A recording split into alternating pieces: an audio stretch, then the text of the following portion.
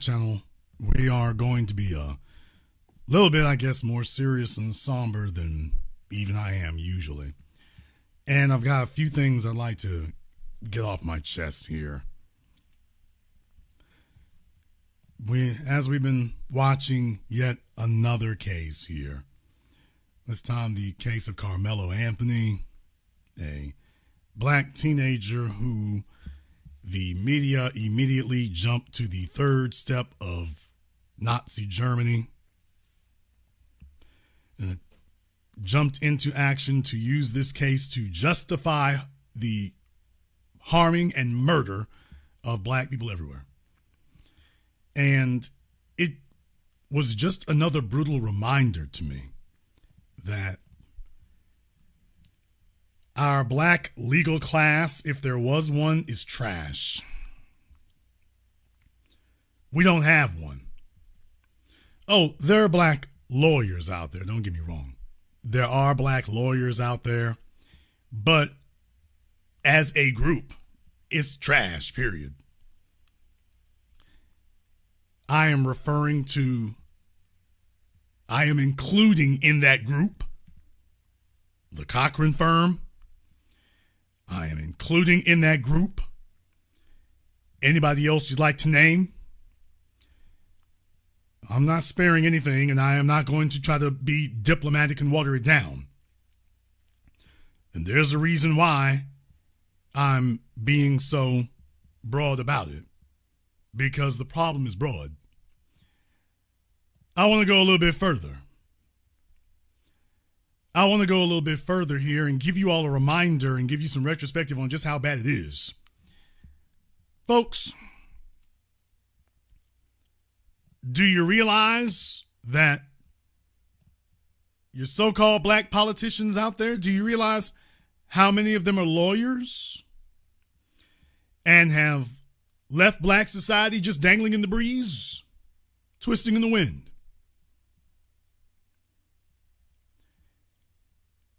Jasmine Thought Pocket Crockett, she's a lawyer. Obviously not a very good one, but just for the record, she's a lawyer. Michelle Obama, don't say a damn word to me about black girl magic. She was a lawyer too. I say was, they're lawyers. The two last mulattoes to run for president, Barack Obama and Kamala Harris, both lawyers. You know what you can't say? You can't name a single black person that they ever defended. You can't name a single case that they argued on our behalf in front of the Supreme Court. You can't name a significant case. Hell, you can't name any case that they have come forward, represented pro bono in our hour of need. You can't name one. Not even one. So let me get this straight. You can get $1 billion to run for president of the United States. You figured out how to do that. But you can't get together $1 million, $100,000 for black folk who actually need it. And this is where we at. Folks, it goes even further. It goes even further. If you go to the .gov page for Hakeem Jeffries, Congressman Hakeem Jeffries, this is what pops up on your screen. This message here, you're there for just a moment, then you get this pop-up window. I'll enlarge it for you all. The pop-up window says, know your immigration rights. If you or a loved one encounter immigration enforcement officials, it is essential that you know your rights and have prepared your household for all possible outcomes. Ask for a warrant. The Fourth Amendment of the Constitution protects you from unreasonable search and seizure. You do not have to open your door until you see a valid warrant to enter your home or search your belongings. Your right to remain silent. The Fifth Amendment protects your right to remain silent and not incriminate yourself. You are not required to share any personal information such as your place of birth, immigration status, or criminal history. Always consult an attorney. You have a right to speak with an attorney. You do not have to sign anything or hand officials any documents without speaking to an attorney. Try to identify and consult one in advance. The New York City Office of Civil Justice and the Mayor's Office of Immigrant Affairs support a variety, a buffet of free immigration legal services through local non-profit legal organizations. People, have you ever seen a message like that posted for us? After the murder of Sean Bell, Eric Garner, and the list goes on. Tell me, in New York City, did anybody ever post this? Anyone? Where did it happen? The Central Park Five?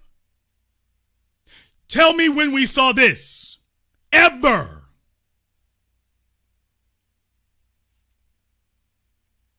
Tell me when we ever saw this.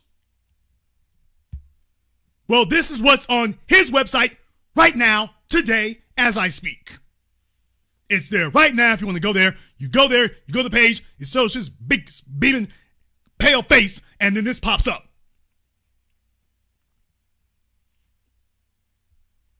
New York City.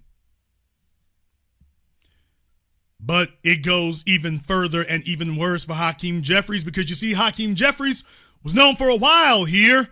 Why, he was part of the 40 under 40 class in Crane's New York business. Oh, they're watching him for a minute because they are not elected, they are selected.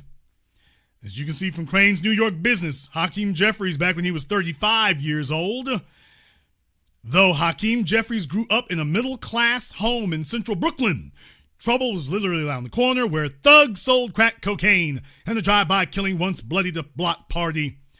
Today, this was back when he was 35, Mr. Jeffries is an eloquent and highly paid litigator for CBS Corporation,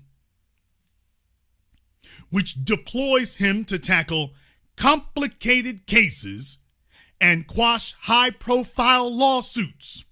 2 years ago, when CBS was part of Viacom Incorporated, he worked on the suit filed in Utah over Janet Jackson's infamous wardrobe malfunction.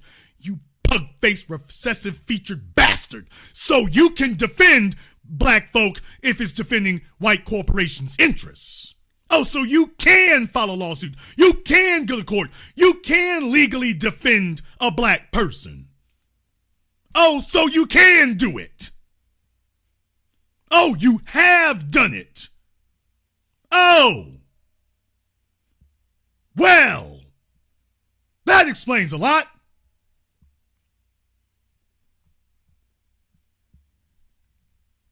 The so-called black legal class is worthless, people, even if you wish to descend to the level of dragging and dredging the bottom of the barrel. Your black legal class is completely worthless. Case in point, need I remind you all, Angela, 2 Scoops, Censored Rye, is a lawyer. This is your black legal class on the screen right here. In case you all were unaware, just thought I'd take a moment to remind you that, the thought on the right there, by the way, she's a lawyer too. And this is what your black legal class is excelling at currently. Just in case nobody knew, she's a lawyer too. She's not just a loudmouth at a radio station. She's a lawyer too. I'm sorry, she's not even a loudmouth at the radio station anymore. No, folks, I gotta be ruthless about it tonight. The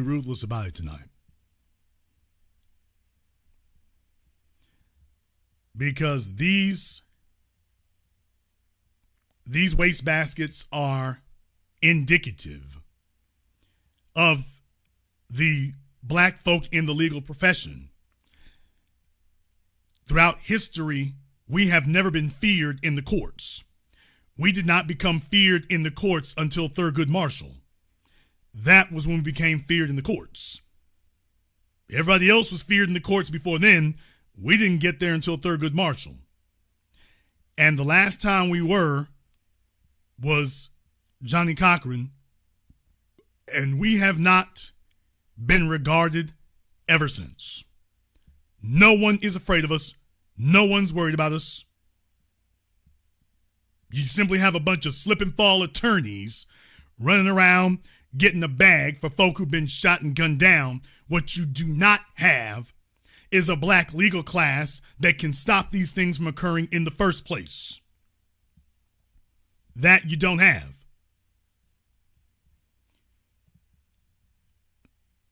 I say that because I want to remind you of another lawyer, Megyn Kelly. Megyn Kelly is a lawyer. That's why she got picked up by Fox News, other than being blonde and blue-eyed and waifish. Megyn Kelly is a lawyer.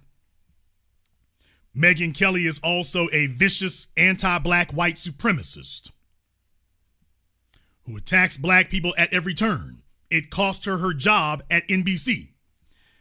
And she went to the internet where she would be free to vomit out her white supremacy.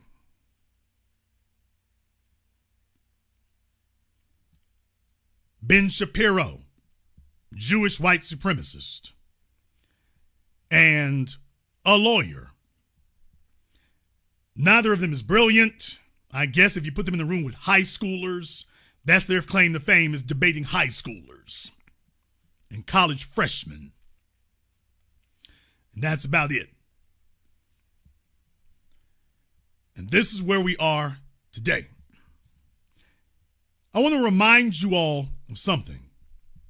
You see, when a black athlete is accused of something, anything, do you realize that you always have some cesspool landfill attorney who jumps up to take the case for some filthy gutter hoes, no matter where they come from, for free?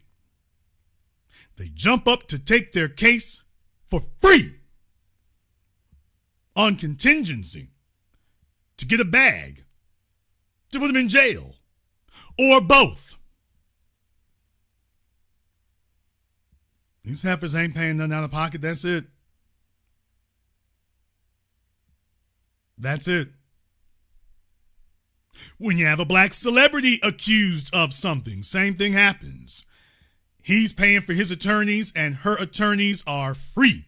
They're chasing and pursuing this for nothing. They may or may not get paid on the back end, but they're willing to pursue this on the front end at no expense. They're willing to go ahead and handle all that for you.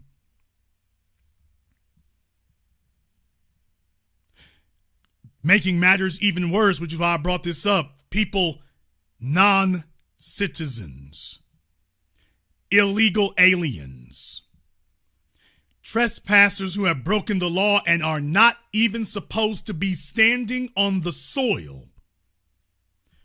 Right now, you have illegals who are getting top-notch legal representation for free.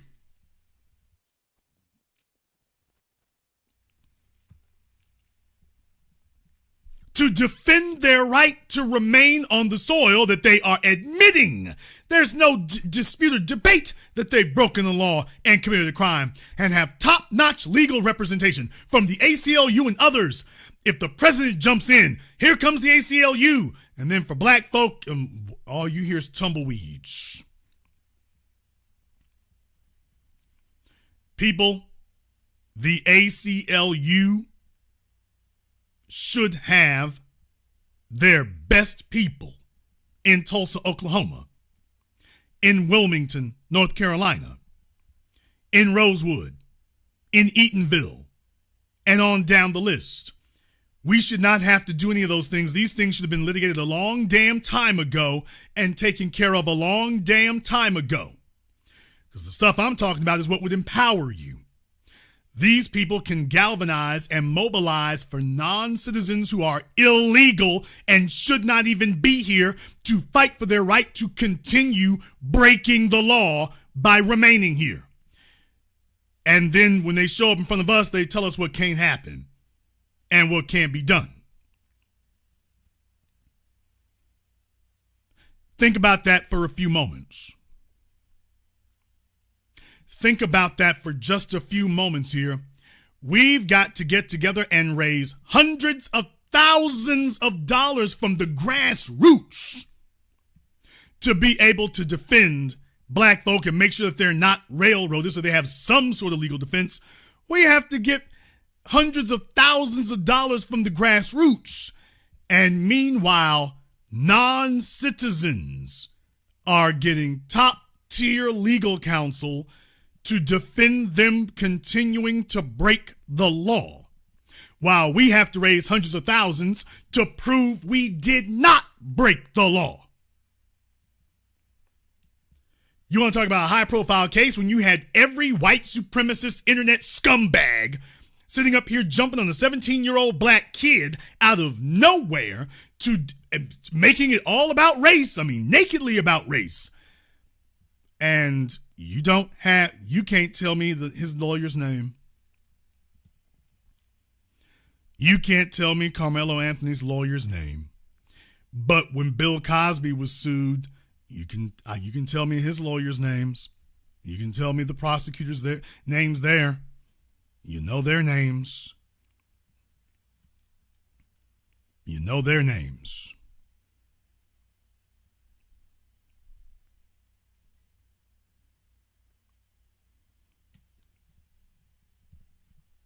I'd like to remind you that this is what a race war looks like. But I would also like to remind you that this is the price of generational systemic incompetence. I would like to give a great, big, huge, going round the world, screw you to the black fraternities and sororities. And yeah, I said it.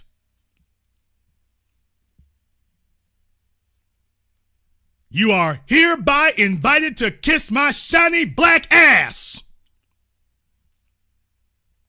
And I mean that. You sit up here with your imitation of Epstein Island with a bunch of buck-toothed, cross-eyed, pigeon-toed hoes and dudes sitting up here having your LGBT freak-offs, trying to impress us about who got a law degree and who became a judge.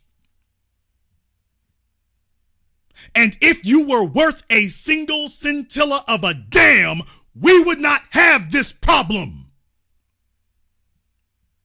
We wouldn't have this issue. Don't you say a damn word to me about Jewish people. In single digits of the population, but they took the damn threat of Nazi Germany and everybody else who didn't like them because it extended far outside of Nazi Germany, and they took it seriously. And they did not ask their children what you wish to do. They told their children, you gonna go into law, you gonna go into banking, you're gonna go into media. And that is it. I'm not backing nothing else. We don't need another Jewish comedian. We don't need another Jewish academician, although they got those too. We got marched off into the death camps because we didn't have lawyers and we didn't have defenses. And we didn't have anyone to speak our story. So when you take a look at the bankers, we're not going to be broke. When you take a look at their lawyers, You're not going to railroad us into the prisons. And when you take a look at Hollywood and television, we will be in charge of telling the story. You won't silence us. Now, that's a group of people who take the threat seriously. And Steven Spielberg made not one, not two, really three, about Jewish people. Saving Private Ryan, I think, did he do Munich? Schindler's List. I think he produced a couple of documentaries in there somewhere. That's a group of people who take this threat seriously.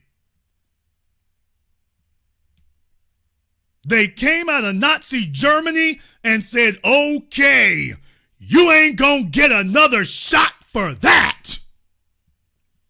That's the last shot at us you're gonna get like that.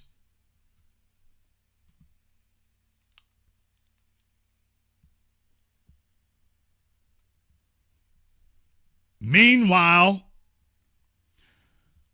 over here on the descendants of the slave side, we had a good little run right till the 90s.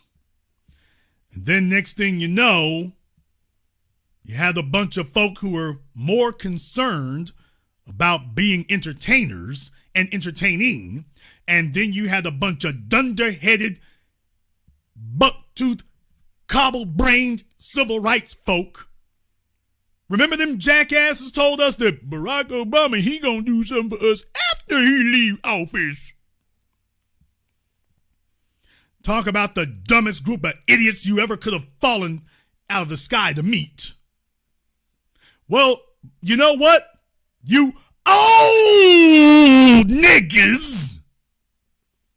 You could have been right if you had actually held Obama's feet to the fire and told him, you know what, nigga? Now that you're not president anymore, if you get your hands off of Jeffrey Epstein's butt cheeks, you know, you could be filing some lawsuits. Mr. President of the Harvard Law Review, a title you never got tired of reminding us of, and that incidentally, now that we think about it, you never actually used. Tell me what the president of the Harvard Law Review ever did for us with his degree, with his credentials, with his connections. He did plenty for himself.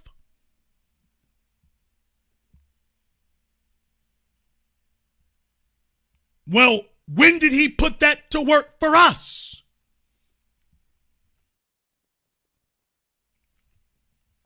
And when the old niggas, experts in perpetual failure, realized they didn't actually have a leg to stand on to defend him, they came out with the most pathetic of rationales and said, well, he'll do something for us after he ain't president no more, as if he'll be stronger after that. Do you realize how stupid you have to be to say that? And yet, after he left the White House, by the way, he could have at least started a legal foundation. Oh no, I'm going to leave nothing spared. Barack Obama started a foundation, remember? Just not something we could actually use. He's been out of the White House now for a decade. If Barack Obama had started a legal foundation, where would we be today after 10 years? Their first crop of fully vested attorneys would be coming out now with a mission. The way that they came out of Germany and Stalin's Russia. The way the Jewish people came out of Hitler's Germany and Stalin's Russia with a mission. You know, like they did.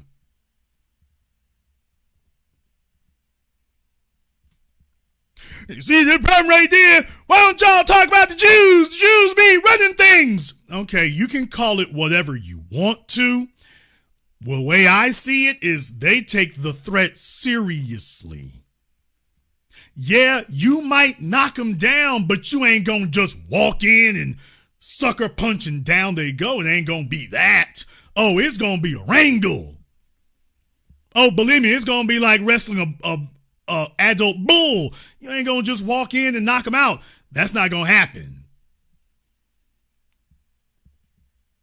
So if you're going to make criticisms like that, by the way, make sure you got a leg to stand on.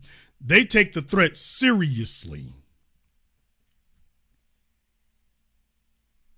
And meanwhile, over here on our side, we got Jasmine Thought Pocket Crockett and Michelle Obama and Barack the Hack and Kamami Harris. Now that's what we got. All of them who have either done nothing for us or have actually used their legal credentials to persecute us. Now that's what we got. That's what we have. We are relegated to attempting to raise money. Meanwhile, these other folk, they got media in place, major corporations in place, lawyers on deck, folk like Ed Blum suing us. We're sitting up here sleeping at night, and he's gathering his next lawsuit to take directly to the Supreme Court, who doesn't turn him down. By the way, it takes us decades to get a case in front of the Supreme Court. Oh, Ed Blum, he files a lawsuit. Next thing you know, boom, he already there. Now, isn't that interesting? We have to fight to get to the Supreme Court. They tell us it takes years and years. Ed Blum files a lawsuit. Next thing you know, 6 months later, he's sitting in front of the Supreme Court. Nothing he does takes years and decades. He ends up right there. They deliver the goods for their folk not within their lifetime, but within that election cycle. And meanwhile, we let our black politicians and the black legal class sit up here and give us bull jive ass excuses while they haven't lifted a finger. And it is enough of sitting up here accepting that as an excuse. I get people who contact me all the time about, Jason, let's start a PAC. Jason, let's start a PAC. And these are well-meaning individuals, but they are also summarily uninformed, because I'm going to tell you right now, as black folk, we would get a lot more done with a competent legal class with no political action committee required. But the problem is, you figure you can put together a PAC in 2 weeks and going to law school and getting law degrees. Well, that takes years and years. That takes years and years. I'd like to go a little bit further. Here, folks. Somebody in the chat room mentioned Judge Olu Stevens. That's great. That's grand. That's wonderful. That's cool. I like that. But I got to say something to you tonight. You see, the legal class does not come and talk to us. The legal class does not come and talk to us. They need to be coming and talking to us. They need to be coming and laying down the game. They need to be coming to us and explaining what we need to do to get your credentials as quickly as possible, have experience as quickly as possible to get in these positions. See, that's what Jewish society has done. That's why you have their kids with 3rd and 4th generation law firms. They don't come and talk to us. You ain't got to bother saying names in the chat room. None of them have come and talked to us about how we can take control of the legal apparatus. Ain't none of them holding a round table. The only time they come talk to you is when it's time to get elected or re-elected. What they're not doing is hosting a think tank, hosting a dinner, a round table, nothing. That they're not doing. We don't just need you to be sitting in the courtroom with your dry cleaned robes. You need to be coming and talking to us about how we gonna get more of us up in there. And not just more of us, more competent ones. But that's a conversation that simply doesn't occur. They don't come back to speak to any of us. They go get in their big houses in Buckhead. They go get in their big houses in Palm Springs. They go get in their big houses in West Palm Beach. They go get in their big houses in Martha's Vineyard. They go get in their big houses in Beverly Hills. And they get in their big houses in Santa Barbara, and you don't hear from them ever again. It's gotten so bad to the point that even if you got money, you don't hear from them. That's how incompetent the black legal class is degraded into. That even if you can pay money, that doesn't really matter, because they're not really qualified nor capable of actually executing at the highest level, which is what we need.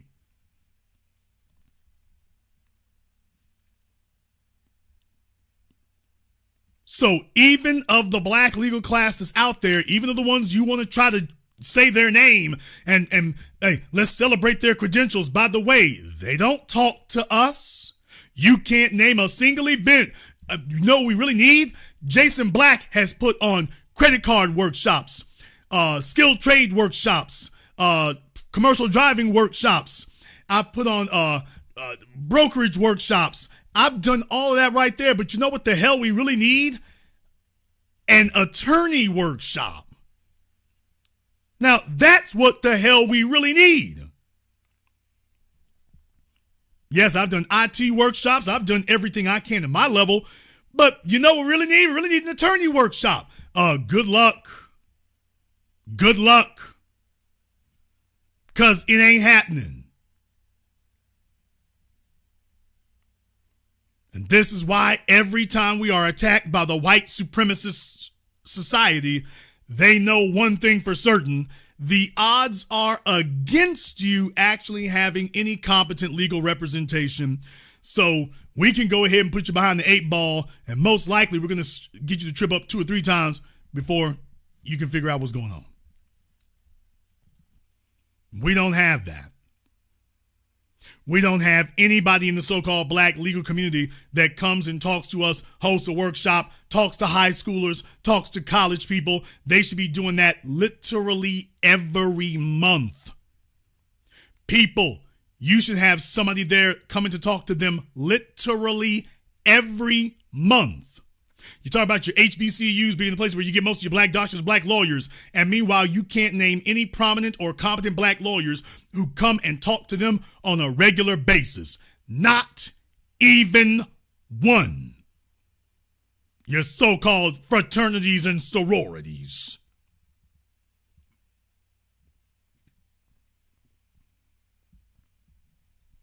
And all they are is the legal version of church. Bunch of niggas get together so they can sit up here and brag to each other about their latest degree and claim that that's an accomplishment. Meanwhile, we ask you, by the way, how have you used that to help other folk out here? Not a damn thing. When it comes time to the really important stuff, they're AWOL. But you can always find plenty of them working to support white supremacists and corporate interests. Now that you can. That you can find.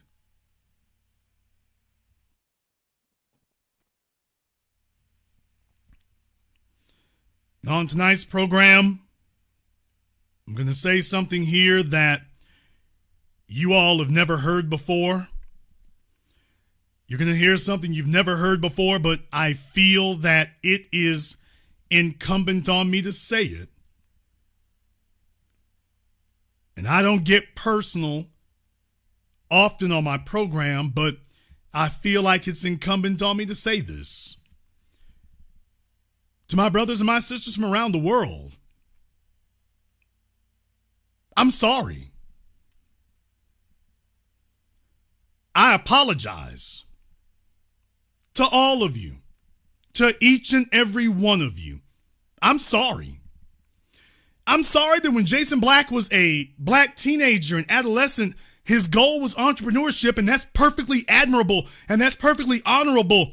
But I avoided becoming an attorney.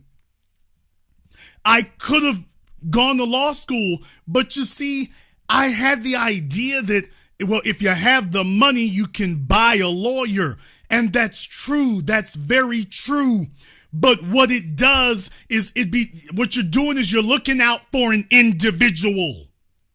And the problem is when the dominant society goes against us, they don't come at us as individuals. They come at us as a group. They come at us as a system. So this idea that you're going to protect yourself as an individual, and then next thing you know, you're going up against a system. And even if you are able to protect yourself, that's just you. And I had opportunities over the last 2.5 decades, and my focus was on solidifying as much of a socioeconomic foundation as possible and contributing to that. And I'm not saying that that's not a noble goal, but brothers and sisters, I would be remiss if I didn't apologize to you, because, by the way, I could have done that.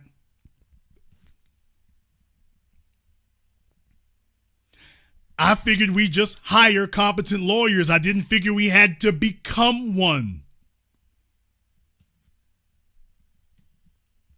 And in the meantime, it has left us helpless and defenseless. And our opposition knows it. And as I've gotten older, this is an issue that I've seen and I've observed and I see it. And at this point right now, still haven't been able to manage to cobble together any sort of strategy to actually correct it or address it.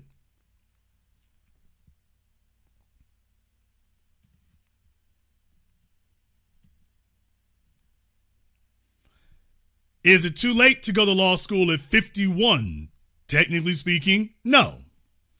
Technically speaking, no, although it'll take you about 8 to 10 years to finish. And then, of course, you really need to study under an attorney first before you go out there really trying to take on the world. So great attorneys don't just go to school and learn the curriculum. You become a great attorney by going to court and trying cases, usually under a senior attorney who knows what he's doing. So getting in as an associate at a major law firm, that's what you're looking to do, so you can study under the best lawyers, so that when you go out on your own, now, you study under the best people and you got the best training. You don't get trained in law school, you get trained in court. And that's the real thing. Now, that's the real thing.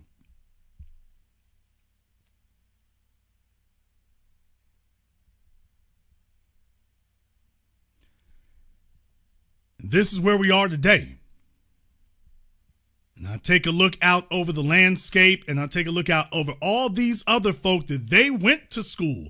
They did this already. Because you see, that's how a properly functioning apparatus is supposed to work.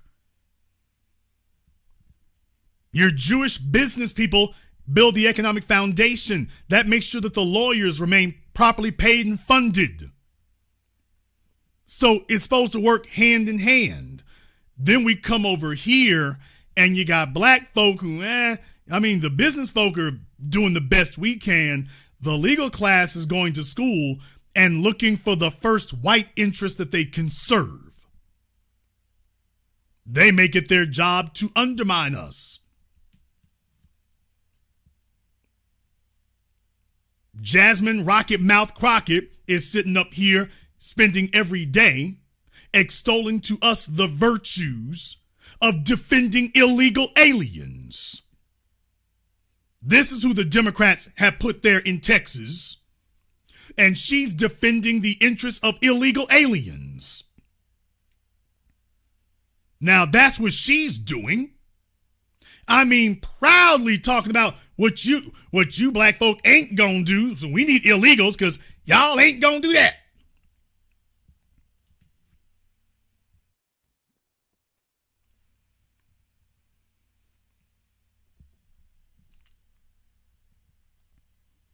This is what we've been faced with at the highest levels.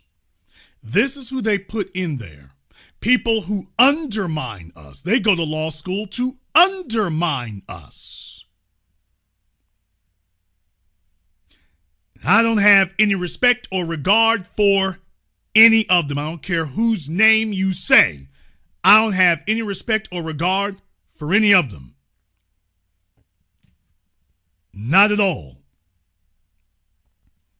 And to be in such a precarious situation where every time something happens, we find ourselves in the unenviable position of having to cobble something together when in fact there should be a system already in place. It shouldn't be just one person out there basically having to roll the dice.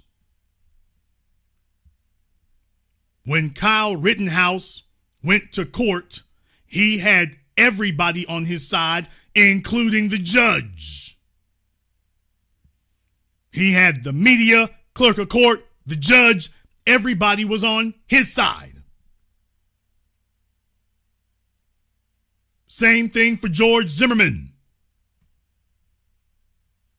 And same thing for all the others. You've never witnessed a black person going to court and a judge was behaving that way. Never happens. Can't happen.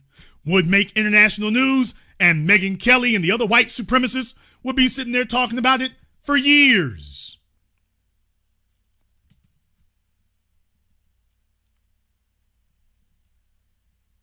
So when you ask me about why it is I have no respect whatsoever for your fraternities, your lawyers, your HBCUs, your sororities, your politicians, this is why. You see, these are folk who know what to do, have the ability to do it. Every time we look around, it's only white lawyers filing federal lawsuits. We don't have black lawyers doing it. Now, they'll sit up here and, their feet will get to tapping and they'll dance a jig like you've never seen before, legs pumping like a jackhammer when white interests call them.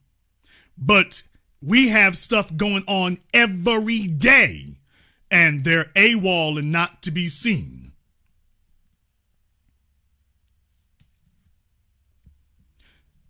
Let's be clear in here, Mr. Pearson. Thank you for all your anecdotes, sir. But here's the issue. The other folk I've talked about, they didn't need no money. They got legal defense before, during, and after their trials, and they ain't got to pay nothing. They haven't had to pay anything. So, folks, it's real nice that his fund is well funded to this degree, but you're missing the point. These other folks are able to come after us pro bono. The state comes after us for free, and any jackass who wants to do something to a black person who's built up is financed to come after us for free. And they have a prosecutor and a judge and a legal system that is on their side. They check their skin color first and then say, okay, let's go ahead and get this paperwork process started.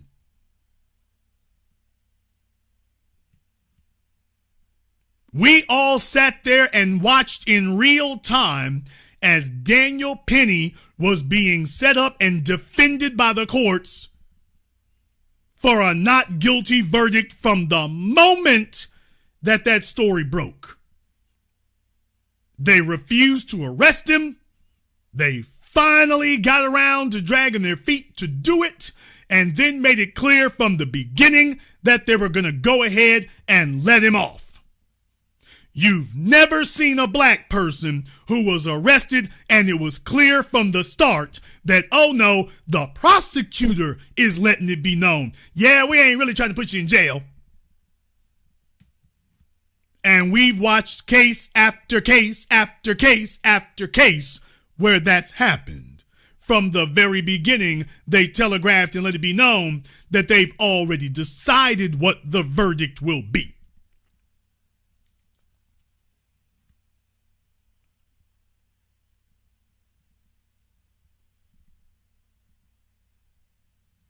And even if you can get somebody convicted, they go straight to work to try to release them. And it doesn't take them decades to get back in front of a judge for an appeal either.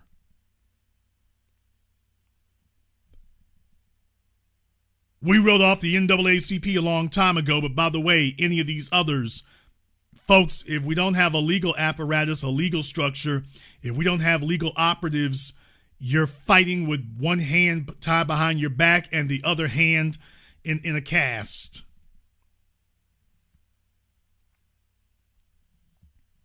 Everybody else is funded. And by that, what I mean is that if they need help, they immediately get help. They ain't got to go running around looking for it. If they need help, even if they have committed the crime, they are the aggressor, they've broken the law, and then they immediately start getting help. They're not running around wringing their hands like a chicken with his head cut off, figuring out what they're going to do. They immediately get that assistance. Meanwhile, over here,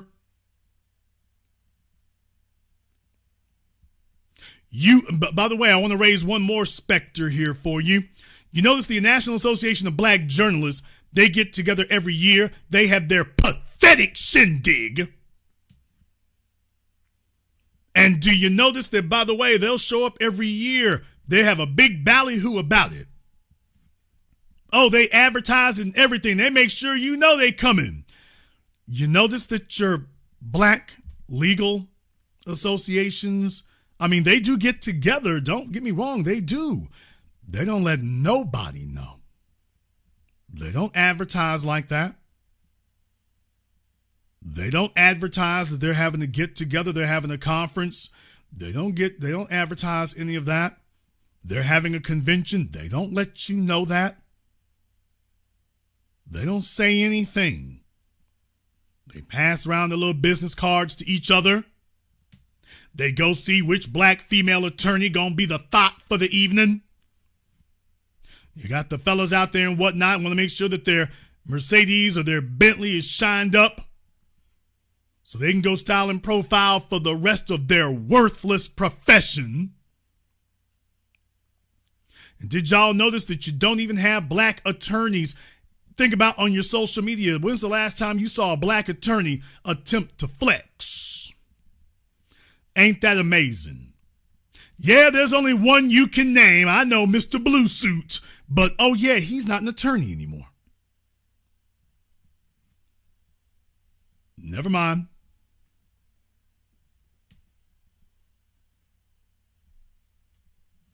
When's the last time you all went to your social media and saw them trying to flex? When's the last time you saw anybody on your social media talking about they were an attorney? Even they got the message, people.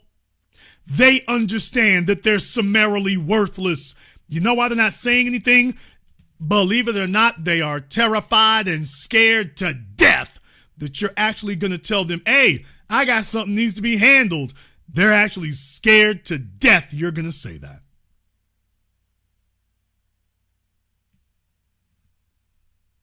That's where we at today.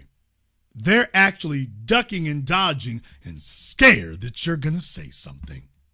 So for me, brothers and sisters, don't tell me about your so-called legal credentials. You show up here, you're most likely to get clowned if you do such a thing. And the case of Carmelo Anthony is a reminder. Nigga, you ain't impressing me talking about you been to law school and talking about you are an attorney. The only thing I want to know is, hey, nigga, with your legal license, what the hell have you done for us?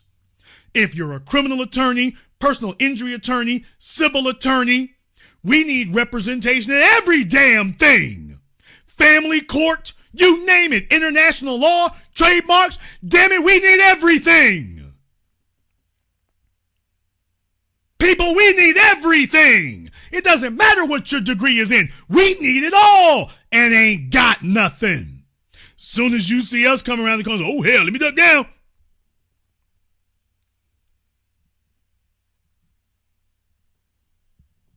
And this is how you end up with your president of the Harvard Law Review, your somewhat black president who doesn't really claim that, and your Asian female vice president, wannabe governor, wannabe person with integrity.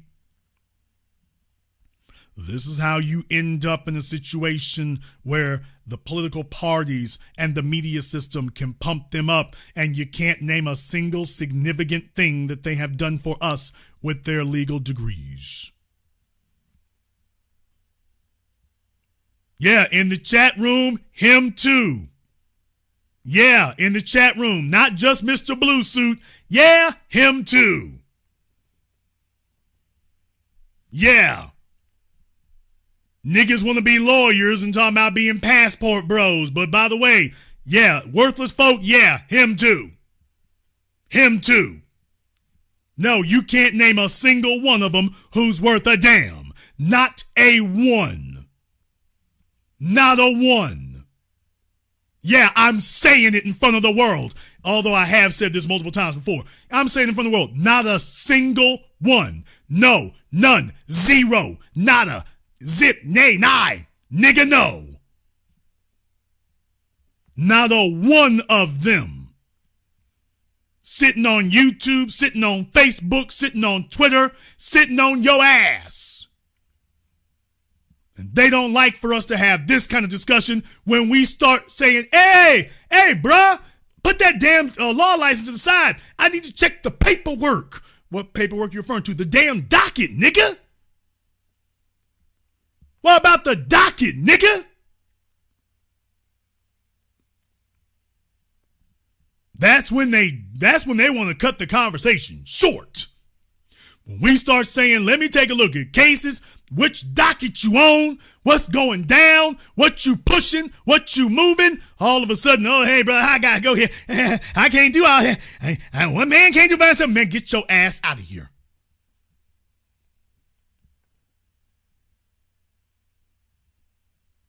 If you're not on a docket somewhere and you ain't pushing a case somewhere, push your ass.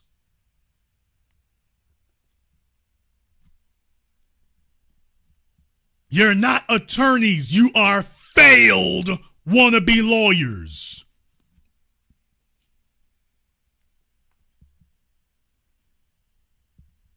And the problem for the rest of us is that this builds up and it compounds on top of itself. And then I can guarantee all of you that you may not do something illegal, but no one can guarantee you that the white supremacist is not going to run up on you, or that the white supremacist system is not going to seize upon an opportunity to go at you.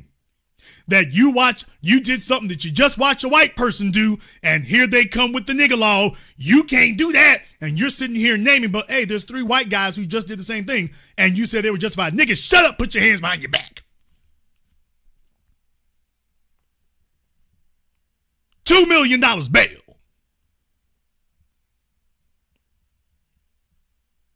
This is where we at.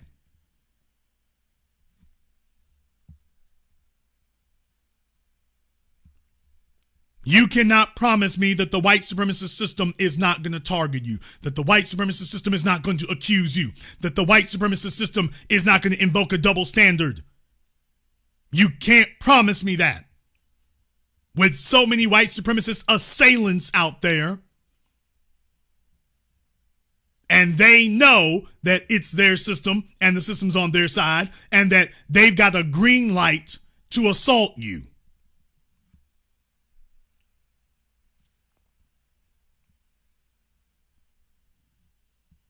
Everybody knows the deal except us over here. And the Carmelo Anthony case is yet another sad reminder. It's yet another sad reminder of how the civil rights generation failed us. Oh, I got to get back to you old niggas. Y'all saw Thurgood Marshall. They made a Supreme Court precedent that said, oh, you can go shop on the white side of town and it's no longer legal to lynch you for your white woman fetish. And all you old niggas did was see if you could get a job at the car plant, get a few bastard kids, and get a cocaine habit. No institutions, no legacy, no cooperation, no anything. Don't say a damn thing to me about white secret societies. You call it secret societies, people. There is no mind control that keeps them working in unison. They are men and women, mostly men, practically always men, who get together and they have a unity of mind and they get to damn me work. You can talk about the Rothschilds. You can talk about the Bilderbergs. You can talk about the De Beers. You can talk about any of these families you want to. The Rockefellers, name any of them you want to. The bottom line is that when they get together, it's always business. They don't get together to skirt chase. They don't get together to fling around credentials to try to impress each other in their intellectual mutual masturbation society. And when they want to move on something, they start moving dollars. And if you're an attorney, you don't want to be on the bad side of them. Meanwhile, over here, you got niggas sitting up here wanting to take photos and have photo ops with an incompetent ass-kissing class. These other folk get together, a few men in a room, a few powerful people. They very quickly have one mind about them, and then they get to work. They very quickly get one mind about them and then they get to work. They don't sit around celebrity chasing and gossiping and garbaging. Black folk get together, and if you have been to one of their conventions, black journalists, legal class, and everything else, it ain't nothing going on there. Nothing. As evidenced by what we see. In 50 years, show me one significant thing that the American Association of Black Lawyers has done. Name one. One cause, one anything. Jason, I'm going to say this tonight here. There's a lot of you in this program, in this room, who listen to me. Stop the dumbassery. I am not a person who invokes into the past talking about what we did 3,000 years ago, 2,000 years ago. I ain't really big about going back 50 years ago or even 30 years ago. Stop sitting up here. Some of the ADHD kids were going, Johnny Cochran was looking at reparations for us. That doesn't do us any good. That you can answer some trivia about Johnny Cochran and reparations. That doesn't benefit us. Who's on the case now? And I'm saying that to highlight the fact that, by the way, the black legal class, if I dare use that term, that's the level of contempt they got for Johnny Cochran. Nigga, you sitting up here idolizing him and lionizing him. The black lawyers ain't doing that. And can we just be honest? Oh, I'm gonna go there. Black lawyers don't like black lawyers, especially competent ones, because they're jealous of them. You don't see anybody carrying the banner for Johnny Cochran's cause today. Once the man was dead and gone, they all said, so good that nigga's out of here. Because by Johnny showing that he was willing to pursue this issue, that puts the spotlight on the rest of you. Hey, niggas, where y'all at? And that's where we come back full circle, 720 degrees of the analysis and insight and logic that you will receive absolutely nowhere else. Where's the Cochran law firm to continue pursuing reparations? While you try to run your damn mouths on the internet, don't say Johnny Cochran's name if you can't say it with competence. Hey, nigga, don't say his name in reparations when you don't even understand the damn format of the issue. Where's the Cochran firm to continue his work? I'll wait. Can you show us? Show me where the Cochran firm has done anything. Show me where any of his former associates are pursuing the issues. Now, they sat right there with him, didn't they? They studied and learned under him with him, didn't they?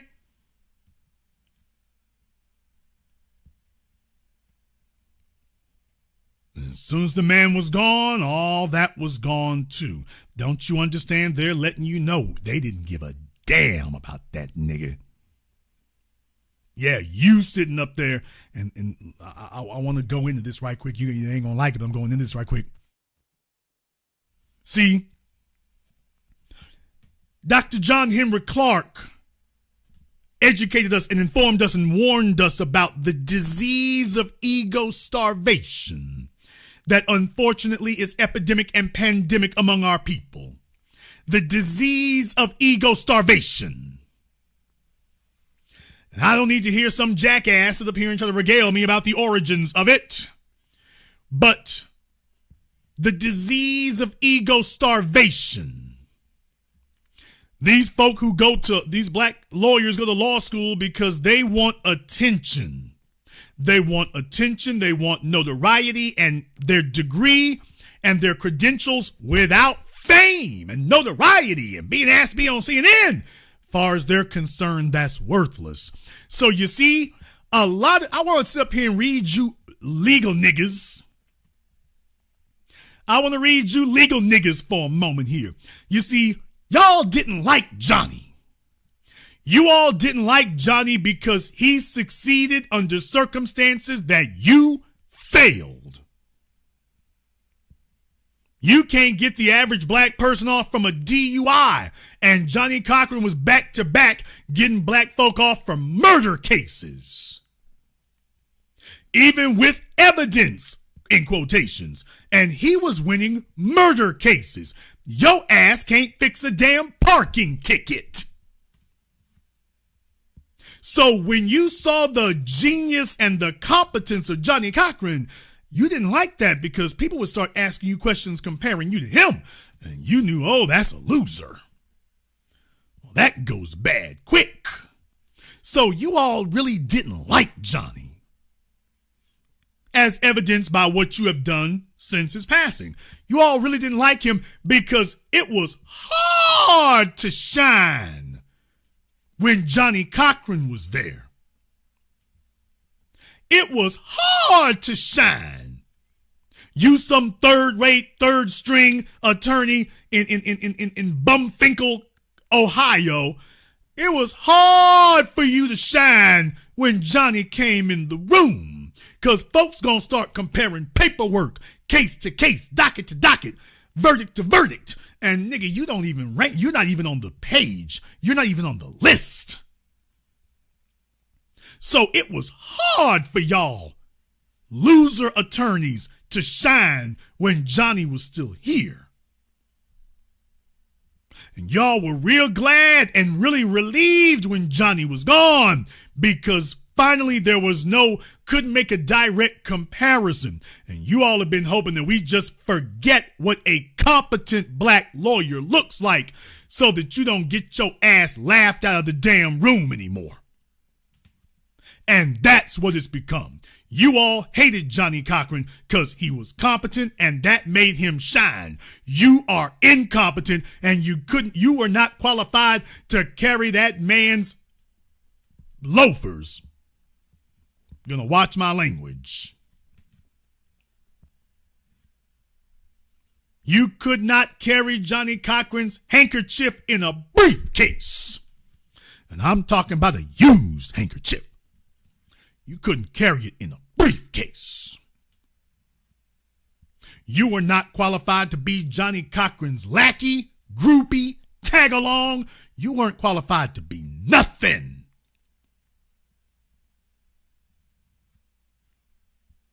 The white lawyer who got ASAP Rocky off, he studied under Johnny Cochran.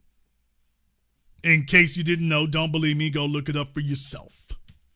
Even he studied under Johnny Cochran. Well, you can see the damn result. Got ASAP Rocky on camera pulling the trigger of a gun, and ASAP Rocky not guilty.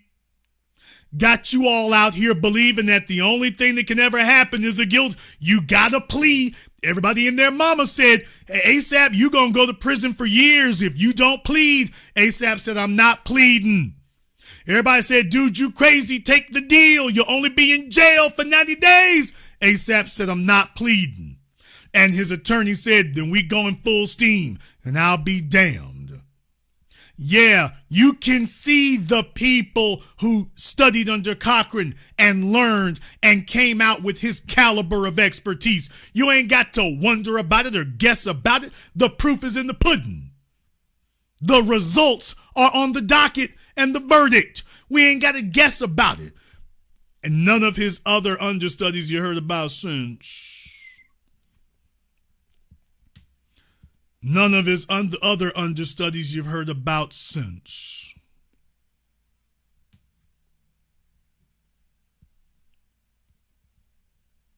Don't tell me about another black lawyer talking about they want to run for office. You want to run for office because you failed as an attorney. You want to get on YouTube because you failed as an attorney. If you got time to run for office and time to make YouTube videos, you're obviously not a very good lawyer. And I said that. And that goes for the white ones too, by the way. Just in case anybody thinks I'm being unfair. By the way, that goes for the white ones too.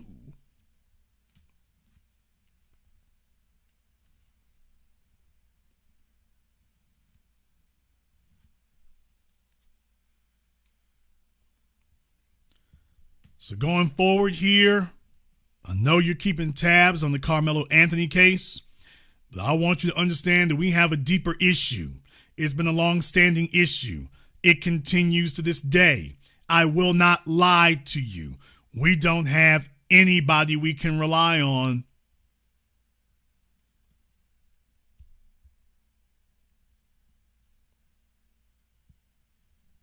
In the chat room, Young Thug's case, Brian Steele actually did great for Young Thug. Brian Steele was able to show that that damn judge was up there talking to the prosecution and stuff, conspiring with witnesses behind their back, and his lawyer was 10 toes down. Brian Steele is an excellent attorney. He is the best attorney in Atlanta, and he's white. Brian Steele is the best attorney in the city of Atlanta and probably the entire state of Georgia. And yeah, he's white. And he is the best attorney in Hotlanta. Sit your ass down at Magic City. You ain't got nothing, you don't own nothing, you ain't worth nothing. The best lawyer in Atlanta is white. Oh, yeah, and the plea bargain they had, please remember, old Fannie the Mammy Willis striking out left and right. There's a damn disgrace. She can't get nobody convicted. Young Thug and them, I'm like, okay, dude, they got music they played. His boy rolled over. Yeah, Gunna did. Can I go home? I mean, Gunna did a whole first 48. I would like to say that I am a member of a criminal organization. I'm not going to say is that nigga over there running it, but yes, I am a member of a criminal organization.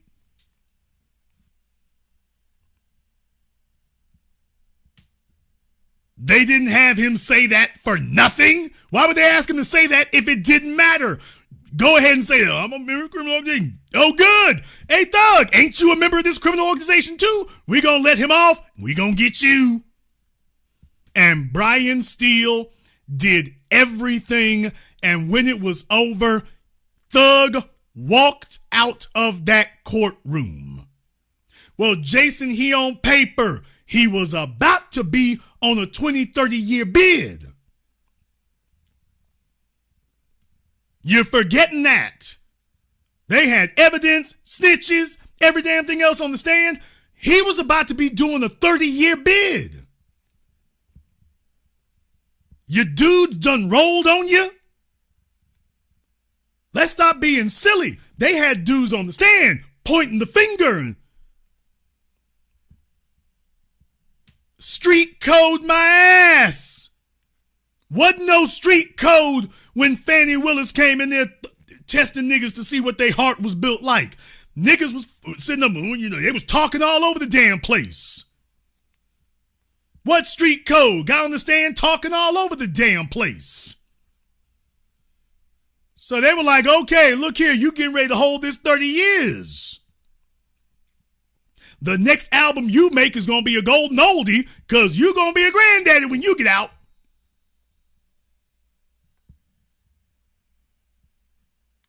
And if it weren't for the caliber of lawyer he had, he would be like A.R. Ab.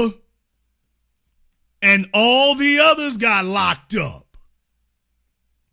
Please remember that. They hitting y'all with Ricos, A.R. Ab, anybody? He was going to go just like him and the others.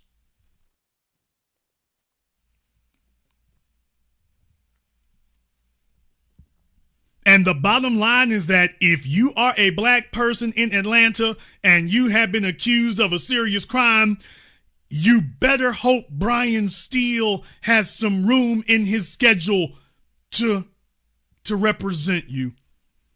You better hope he does. Because your black lawyers ain't worth a damn. Not worth a damn. They'll walk in there with their press suits and their sunglasses on, styling and profiling, while the judge throw you 30 years. Damn, that's messed up right there. All right, brother, well, we'll see if we can find an appeal for you.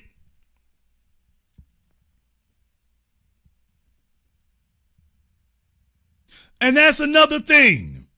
A black lawyer wouldn't have let the damn judge put them in jail. They'd have been like, hey, thug, oh, wait a minute now. Hold on a minute now. I got other folk to represent now, thug. I can't be sitting in a jail cell with you. Now, the average black lawyer would have been like, oh, wait a minute now. Hold on. I can't. You just a rapper. You shouldn't have been doing that mess in the first damn place. I can't sit in no jail cell with you. Well, Your Honor, I mean, it might have been the other little paralegal over here who heard y'all talking. It might have been her. The average black lawyer in Atlanta, yeah, he ain't going to go sit in no jail cell with you. Brian Steele was sitting in that cell with Young Thug. Don't you know we going all the way? You don't have to question this man's commitment. Thug's so-called friends took the stand on behalf of the state. His white attorney was sitting in the damn jail cell. Now tell me who the real gangsters are here. The real street code people. The niggas with the tattoos and the bummy teeth. They got in court sagging their drawers and showed they were the prison wives. The white attorney, and he's not terribly tall. No disrespect, Brian. It ain't like he's 6'5". More like 5'5", but no disrespect, Brian. You might be 5 feet 5 inches tall, but your legal credentials, you're a giant. You might be the same size as Tom. You might be the same height as Tom Cruise, but your legal credentials make you a mountain. So don't worry about it. Clearly it evens out. Clearly it evens out. You ain't got nothing to be mad at me for. So let me get this straight. The white attorneys are abiding by the street code. And the single mother bastard baby making mammy's children's are the ones sitting up here flipping.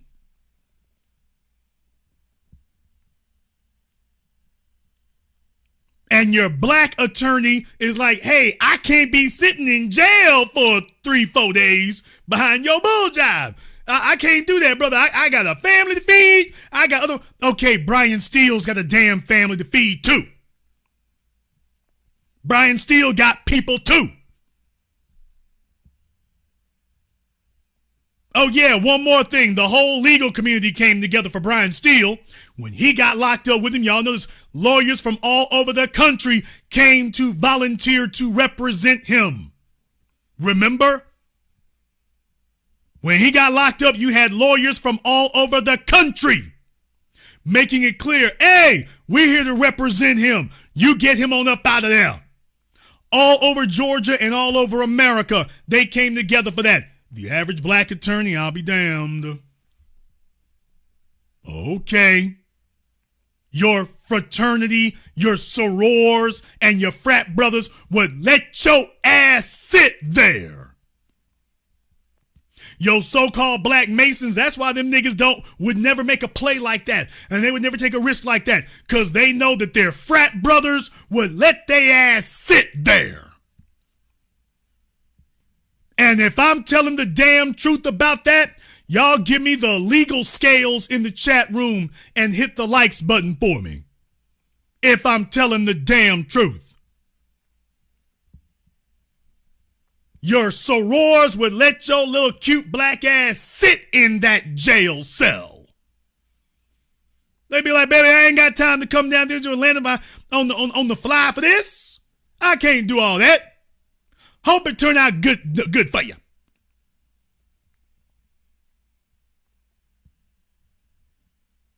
Your so-called Freemasons and everybody else be like, nigga, I ain't got time for this. I gotta go see my damn side chick. I gotta go get my janked up hairline done. I gotta go buy a new suit. My Bentley needs an oil change. I can't be sitting in no cell.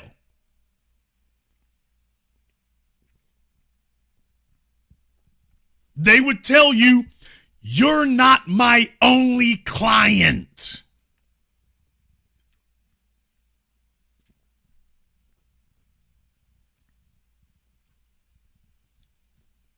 That's what they would tell you. I can't be sitting in no jail cell. You're not my only client. You're not the only one. That's what they would tell you. You're not my only client.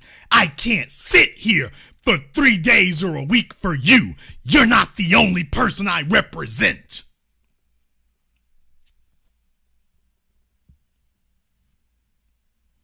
So you shouldn't be surprised when these completely devoid of character individuals, when they go into politics, if they can make it, they carry the same degraded, disgusting, dishonorable, shameful attitude and behavior with them. And the first thing they try to do is distance themselves from black folk as far as they can, because as time has gone on, people are doing what I'm doing right now and putting this out there on the front street and saying, wait a minute, we ain't gonna back you until we see you done put some work in. And they would very much like for you to ignore that conversation and to evade that conversation.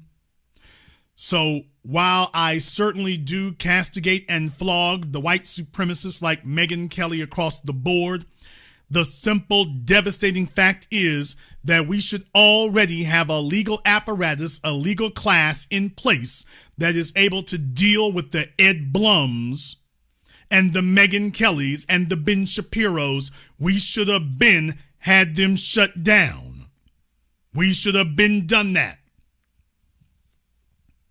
You have the Mark Lamont shills who are literally not qualified to sweep the damn floors in the courthouse. Talking about their PhDs and don't have a single win on the board anywhere. But then again, when you see him booty dancing with his line brothers in the frat, it's very clear that he can't actually dedicate any time to be excellent in any profession he'd ever be in.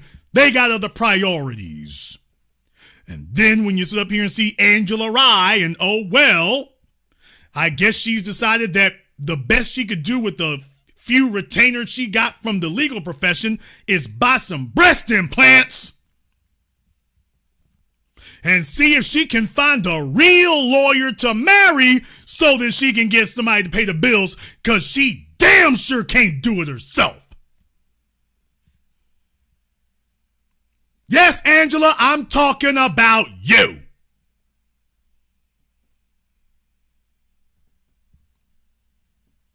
Yeah, you better make sure you keep some of that up there so you can get mobbed up and maybe be the side chick to a real lawyer and a real professional who could actually do the profession and excel at it, because that damn sure ain't gonna be you. I'm not saying it's not gonna be you. I'm saying clearly it's not gonna be you. Obviously, it's not gonna be you. There's no way it could be you. You've had years for it to be you. Ain't happening.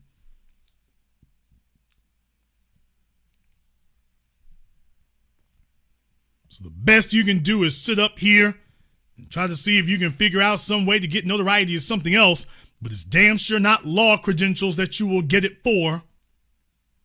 And that's a shameful damn disgrace, you know, if you actually had dedicated the same amount of energy to trying to get out of being excellent that you have into trying to be alluring in the hip hop space, maybe you could have made it as an attorney. No, I'm not dogging you. This is life and death we're talking about, and you all are not even competent enough or capable enough to even articulate what the damn issues are. We need real help, real competence, real capability, and we don't have it. Across the damn board, even if we can pay for it, we don't have it. Young Thug gotta go get a white lawyer. ASAP Rocky gotta go get a white lawyer. Oh, Jay-Z gotta have a white lawyer. Now, back when we had competent black lawyers, they got hired. How many rappers did Johnny Cochran represent? Black activists, athletes. Yeah, if we had competent black lawyers, they would be getting the call. Because back when we had them, they were getting the call. Clearly, we don't have them anymore because ain't nobody ringing their phone. And furthermore, there's no reason to. They don't even have the ability to articulate the issues or talk about it publicly or discuss it. You see, when you have a competent attorney, they're supposed to already be able to litigate this in the media and litigate this in front of the public, and it's supposed to already be very clear which direction we're going in. We don't even have that. We don't even have that. We don't even have competent spokespeople. Forget, just the legal cases. We don't even have competent spokespeople.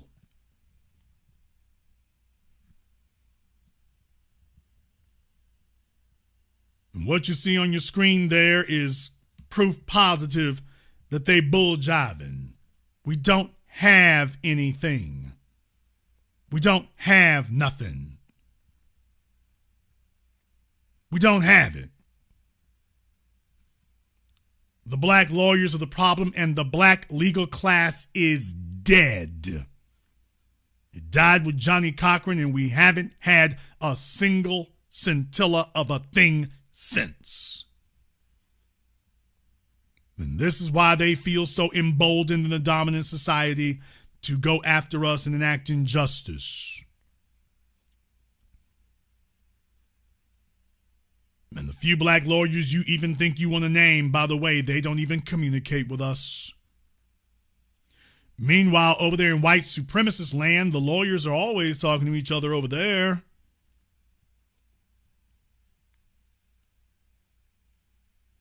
However, you might disagree.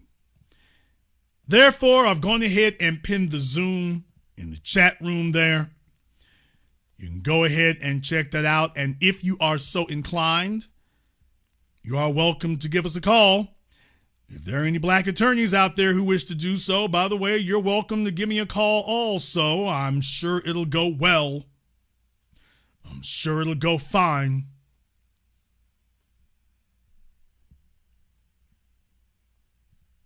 I just want to appraise you all of what the real issue is and what the real peril is, in case nobody was being honest with you, and they are not. In the meanwhile, I want to thank everyone, and everybody who has contributed to support tonight's program on PayPal, Super Chat, Venmo, my man Black Views FBA. Thank you very much for your support tonight, brother. We appreciate that. Descendants Layer, thank you very much as well. Almo Andretti, many in the criminal and civil rights fields of law are social climbers who don't work in the best interest of our people. I'm an attorney who strives to benefit the community. If you're not doing that, you are doing a disservice to our people. Okay, Mr. Andretti, we will see, sir. We will see, because when you already know right there, by the way, they'll be quick to throw their credentials out there, dude. That's, I got to see paperwork, bruh. Dockets, verdicts, I got to see that. Good intentions don't mean nothing. Fats Man, thank you very much for your support here as well. A friend of mine I used to date. I hope you mean a female. Just became a lawyer about 2 years ago. She has $150,000 in debt, and all she talks about is going to conventions and parties. And every time she goes to those parties, she's dolled up like a high-level hoe. Hell yeah, because being a lawyer is not working out for her, and she's looking to go see if she can use that as a social contact to go get a real sponsor to patch them holes together for her. And it is what it is. Thank you to my man, Mr. Richburg. Thank you very much for your support tonight, brother. We appreciate that. To Keenan, Melvinia, Glennis, and everybody else. We're going to take a very brief commercial, non-commercial break. When we come back, we may see about taking a few of your calls here and more. This is the Black Channel. When you visit MrBeTheTeacher.com, you can get a copy of his award-winning book, Guidelines for the Successful Student.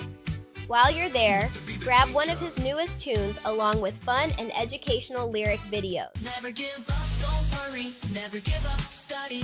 In order to 1 is 2, 2 times 2 is 4, 2 times 3 is 6. 2 times swap names, he, she, they, and we. Simplify the tiny divides as the following guide. Money multiplies and shares of what they buy. You can also acquire his tutoring services via varsitytutors.com or tutor.com. If you wish to speak to Steve Burgess directly, you can do so through MrBeTheTeacher.com. The Honey Badger and the Mongoose is a children's story for the family of how a honey badger and mongoose fight an evil alliance of venomous cobra snakes and hyenas that overhauls the balance of the savannah. The Big Five. The honey badger demands reparations. Will the Big Five give the honey badger reparations? Can the evil alliance of cobras and hyenas be stopped? The best new price for the hard and soft cover is at www.thehoneyBadgerandthemongoose.com. You can also find this book at Amazon, Audible, and Kindle.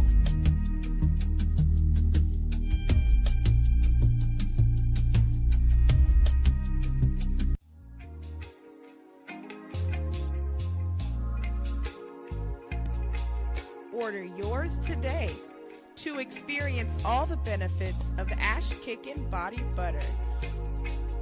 With skin so smooth and soft, you'll thank us for it. Shop Ash Kickin' online. That's ASHKICKIN.com.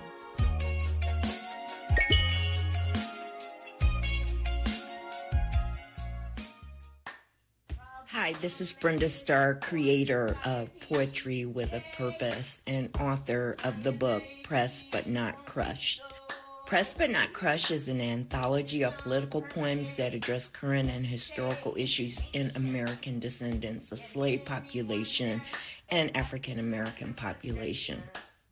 The book describes slavery and its residuals, Jim Crow segregation, social depredation, and other relevant issues to American descendants of slaves and African Americans, including the current political climate that does not address our issues.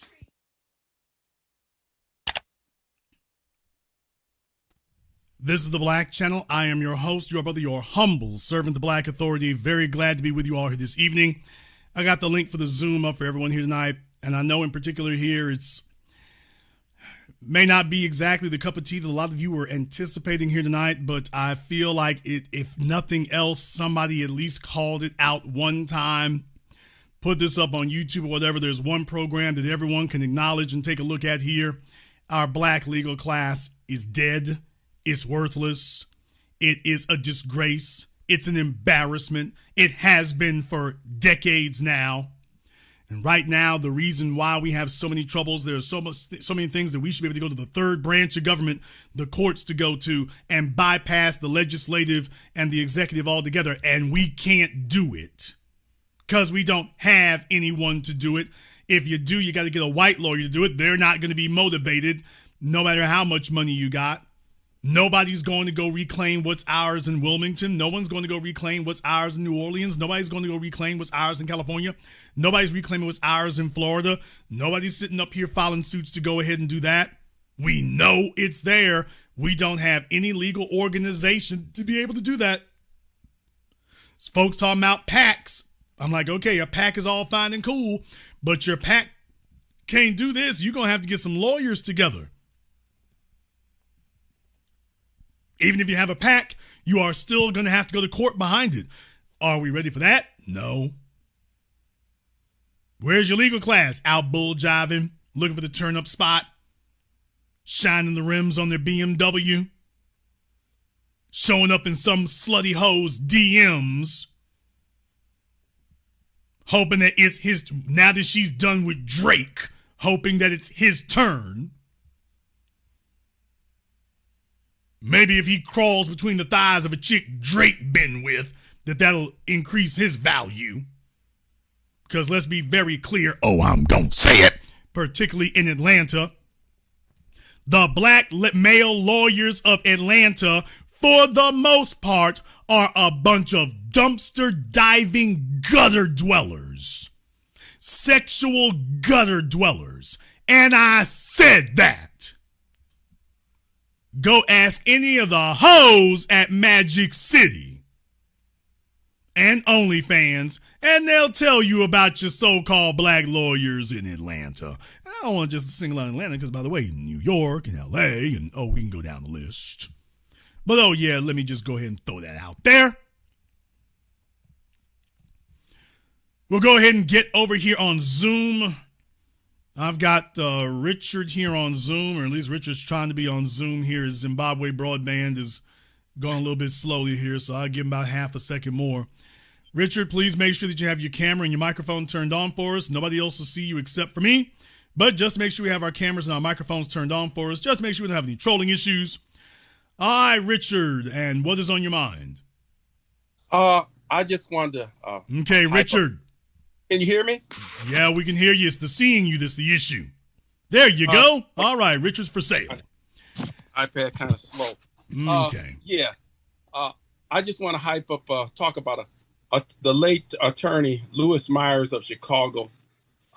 He worked with a guy called Lou Palmer, who was a journalist, and we worked organized. He was instrumental in the Harold Washington campaign, and he did took all kind of cases for people. Civil rights cases, and he did. He was like in the Thurgood Mark mold, and not many people know about it, So I just no, that's not true, sir. A lot of folk know about him, but here's the problem. You just said what the issue was. Yeah, you're referring to and we got to call it what it is, the antiquated civil rights days, brother. We now 60 years out. I'm not disagreeing with you at all. So there's the problem. It's not that folk don't know him. It's just, by the way, obviously, and no disrespect on them, especially now, but the wins were from decades ago. It was a dying breed. And you got profiteer attorneys and stuff like that, or sexual asset. I totally agree with what you're talking about. Well, brother, let me correct that. Let me correct that because we have to make sure that we're accurate about this. Let me correct that. They're not a dying breed. They're dead. that crop, that group, the Thurgood Marshall group is dead, and that was dead before Johnny. So that one there is we're two generations removed of dead at this point. The Johnny Cochran crop we don't even really have anymore. I want y'all to take a few moments. I mean, recently I saw Mark Garagos. He's getting old now. He come a long way since the Menendez brothers. Tom Mazzaro, remember Michael Jackson's other attorney? I mean, they're all a whole lot older now. Time keeps on moving. But Well, I'm just saying, it's we didn't have about any. fair The only bad. thing we had after Thurgood Marshall was Johnny. So we had Thurgood and other folk back then during the civil rights movement. The only thing we had after his group was Johnny. And after Johnny, we don't have anything now. So we went from like 5 to 1 to our current situation of 0. Well, maybe you're going to raise up some attorneys that listen to this channel. You know what I would like to do? Advocate for that. You know what I would like to do? Because I've had folk reaching out to me lately about PACs and things like that. What I would like to do, and I've talked about this for years and years, I would like for us to find a competent group, and they're going through law school and they're coming out with hundreds of thousands of dollars in debt. I would like for us to be able to sponsor them, because it's cool. Do not get me wrong. It is cool to be able to raise a couple of $100,000 for Carmelo Anthony. I think it'd be better to have attorneys so we don't even have to deal with that in the first place. That we know that's handled. That right there would be a lot more good. The issue is and this is the problem, brother, most of your black folk going to law school, they're not actually going for the intention or the purpose of serving the people. So when we talk about raising up a group like that, what you're really saying is middle school and high school. If you wait until they've gotten to Howard or Spelman, you're too late. They've already decided to be the next Jasmine Thought Crockett. They've already made that decision by the time they get there. Well, when you send them there, you can set the agenda. And I'm going to land my plane on this. During the policy era in Chicago, when you had money flowing in our community, it financed a lot of things. But one thing they would do, they would send the attorneys they'd send young people to be the attorneys and things like that. And they had for their purposes, but they raised up a lot of that money came through that. So you're right. You're absolutely right. You have to fund the scholarships with an intention, and ultimately you may have to build the schools. And I'll land my plane. Thanks for you got a great program. Keep on doing what you're doing. I keep on supporting you. Thank you very much for giving us a call tonight. Like I say, back in the day, y'all, our entrepreneurs, you had Madam C.J. Walker, you had Booker T. Washington, you had other folk, and they became rich, but then they put that back into the people. And there's a reason why you couldn't put them in jail and do other little slick stuff like that, even with Woodrow Wilson as president. There's a reason that couldn't occur. And now today we got something different. I'm not trying to be defeatist. I'm not trying to be negative. I'm not trying to be downgrading.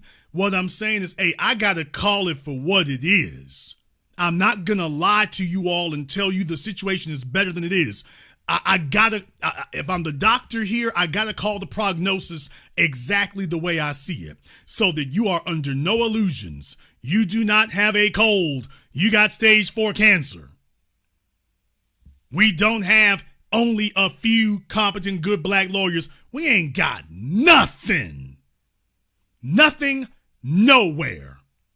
If you're lucky, you'll have a black divorce attorney who's mid, and the chick you're divorcing, her attorney will be mid, and you'll have 2 mid attorneys slugging it out in divorce court. But other than that, for the stuff we really need, ain't a damn thing, y'all. You talk about lobbyists, people, you don't have a lobbying firm if you don't have lawyers. I hate to be the bearer of bad news, but you're deceiving yourself.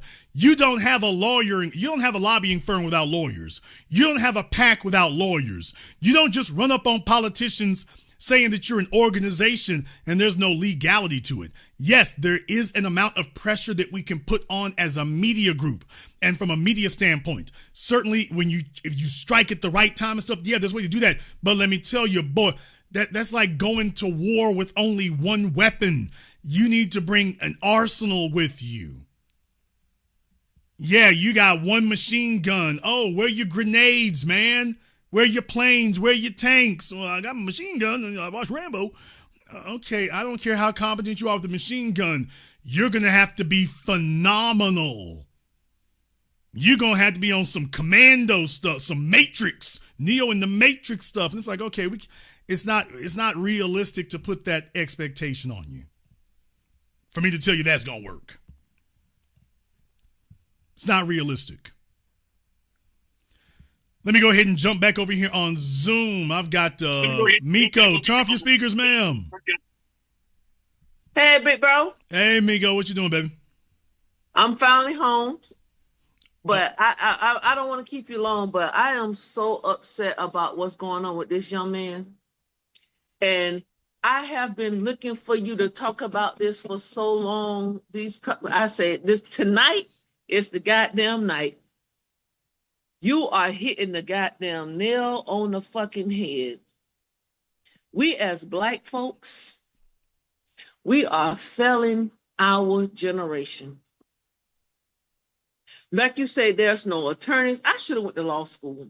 I'm a legal nurse consultant. I should have went to law school instead of being a nurse. This young man should not be in jail.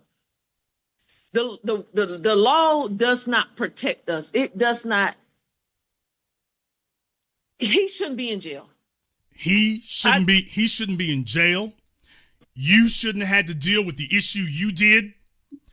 As a whole bunch of other folk here, if we actually had a damn legal field and a legal organization like we're supposed to have, a whole bunch of stuff simply wouldn't even begin.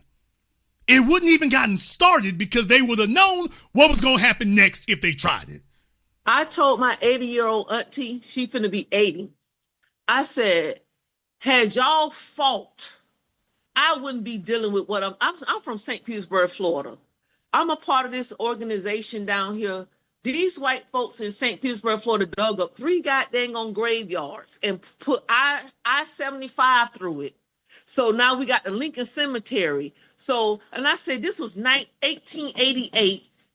From 1926, my grandmother, who's on the wall, was born in 1927. My mother was born in 1953. They bulldozed all these dead bodies up and just put them in a mound. So it's like I said, had y'all took what y'all should have done back then, we wouldn't be facing this here. Here I'm born 1975 and to be 50.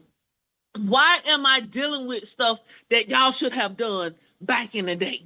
Because they were lazy, they were complacent. Their goal was simply to get a little bit of the boot off the neck.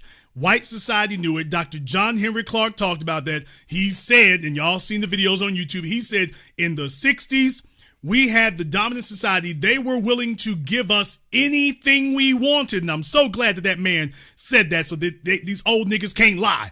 He was correct. When we marched on them, when we brought the nation to a standstill and we rioted, they were willing to give us anything we wanted. And we let folk make it clear to them that they were willing to settle for integration. And white folks said, done.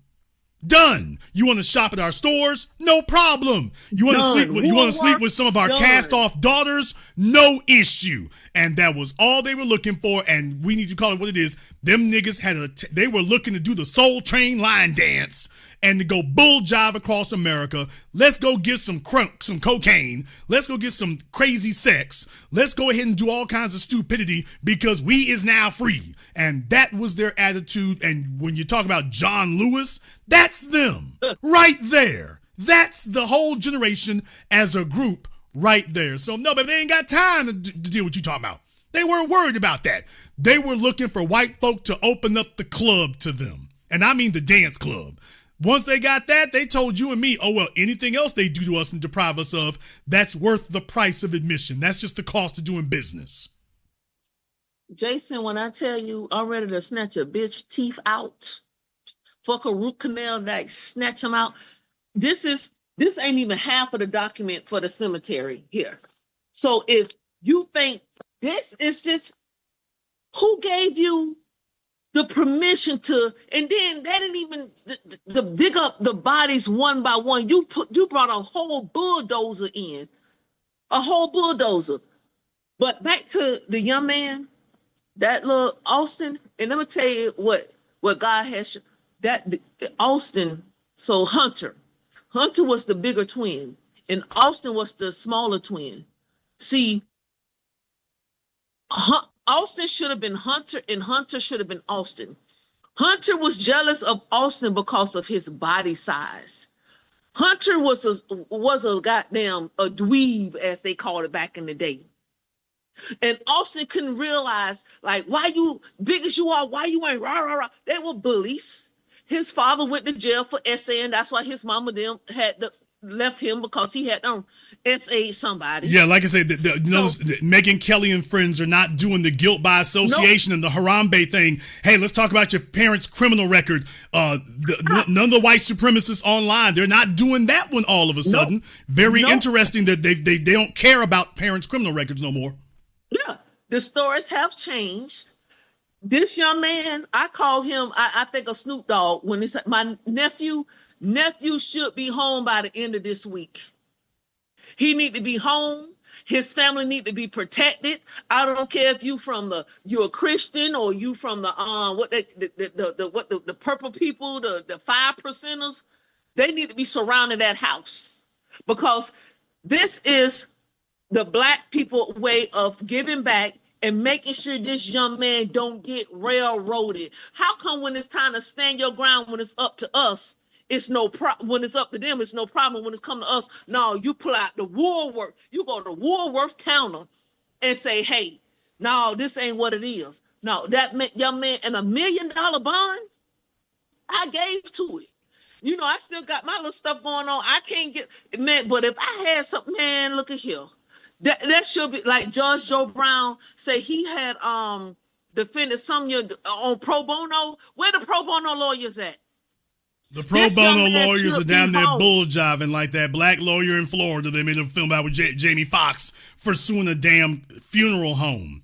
And what you named about St. Petersburg, and baby, what I'm saying is down there in that Tampa Bay, let's call it for what it is, everybody's coming down there to bull jive and try to do their version of Miami. So that's why you can't get nothing organized since Trayvon Martin, because everybody looking to sit up here and chase skirts and chase thongs and have some voluptuary fantasy. And meanwhile, Ron DeSantis and the white supremacists are running rampage across the damn place. So that becomes that modern day version what the civil rights generation did. We're looking to get high. We're looking to get bent. We're looking to have some nasty gutter sex. And whatever brutality we have to experience after that, well, that's the cost of doing business. So, well, that may happen, but, you know, we just going to accept that because that's the cost of having all this other garbage we really prioritizing. Jason, had this been my son, and God knows and the universe knows, and I'm going through premenopause right now as we speak. He don't know if he want to come and goddamn go.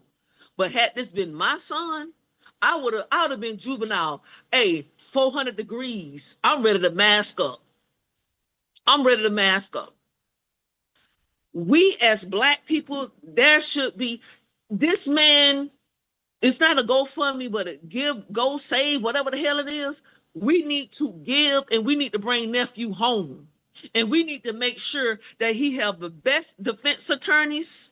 We need to take flights down there to Texas, and we need to stand on goddamn business, because they did everything for Rittenhouse and all George Zimmerman and everything. See, we Billy Badass when it come down to other Negroes. And I ain't gonna say the goddamn hard ER. We bad when it come down to being rough with one another, a person that look like you. But then we get the Holy Ghost, we get filled with Jesus Christ. When it come down to somebody that don't look like you, you get all your goddamn senses. But let it be me and another female, a black female, I'm going to tear her ass up. We cannot let this young man get railroaded. They done already painted the picture. Nobody's talking about these goddamn twins' fathers being a freaking SAer, and it's ridiculous. Then I already painted a picture of this young man. He had every right to defend himself. What is Daniel Brown? That man ain't have to, that young man, the young boy, did not have to retreat and give Austin a chance to. That man put his hands on that boy, and he kept telling them, like Simon said, you touch me, you see what's gonna happen. He telling him, because he was a Billy Badass, he kept poking the goddamn bear. So when we defend ourselves, it's a fucking problem. And the message they want to send to you is that it's literally illegal for you to do that. It is legal for you to be assaulted by a white supremacist, suspected white supremacist, their offspring, and anything else. And they're trying to send a message that it's illegal for you to defend yourself. And the real problem is we shouldn't even have to be dealing with this today. This should have already have been dealt with. This should have already have been handled. And even if somebody does try this, we shouldn't even have to lift a finger. The illegal aliens did not have to galvanize a nation to get defense for the fella they sent down there to El Salvador. The attorneys were Johnny on the damn spot. They came looking for them. They came filing for them. And already the federal courts have said, you got to bring him back. Now, that's for a non-citizen who literally broke into the country, literally broke the law, and you're saying, yeah, we got to bring him back. Bring him back? What are you talking about? Bring him back? And meanwhile, your civil rights to life, liberty, and pursuit of living, they're telling you, you don't have that. Literally telling us that, and then putting that in the media. That's the kind of thing right there that shouldn't even be a conversation. My whole point is, it's cool if we can raise $200,000 or $300,000. That's great. That's wonderful. But boy, it would be even better if we didn't have to do it in the first place. Right. Because when it's time to make the freak off, when it's time to get together for the turn up, when it's time to organize and plot that, we got money coming out the damn roof. But when it's for survival, all of a sudden we don't get nothing. I'll let you have the last word. I don't understand a lot of black folks. And I would never get us. But all I know is all we have is us. White people in the United States, and everywhere in this world, they view us as one big nigga. I don't care if you're from Thailand, black, Africa, all the Caribbeans, we are one big Negro to their ass.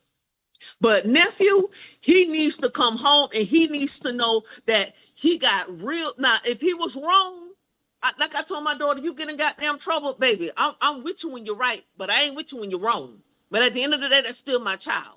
Well, here's my thing. My whole thing about it is when Megyn Kelly and all the white supremacists online jumped on this, there was no information. All you heard was they literally said what it was. A black teenager is accused of stabbing a white teenager, and the white teenager died. Well, if the roles were reversed, wait a minute. That has nothing to do with anything. If you're not discussing if it was justified, if it was legitimate, we're not discussing that. We want to sit up here and say, this is really about race because we feel like we want to get some get back. So what I'm saying is I'm not making a characterization of whether or not it was legitimate, legal, or otherwise. What I'm saying is, wait a minute. All I'm saying is, shouldn't we not be railroading nobody? Regardless of anything else, I don't know. I don't think there's not enough information yet that's been released to the public to confirm it solidly, concretely, one way or the other. So what we're doing is saying, wait a minute, for the last decade, we heard y'all telling us, let the process play out.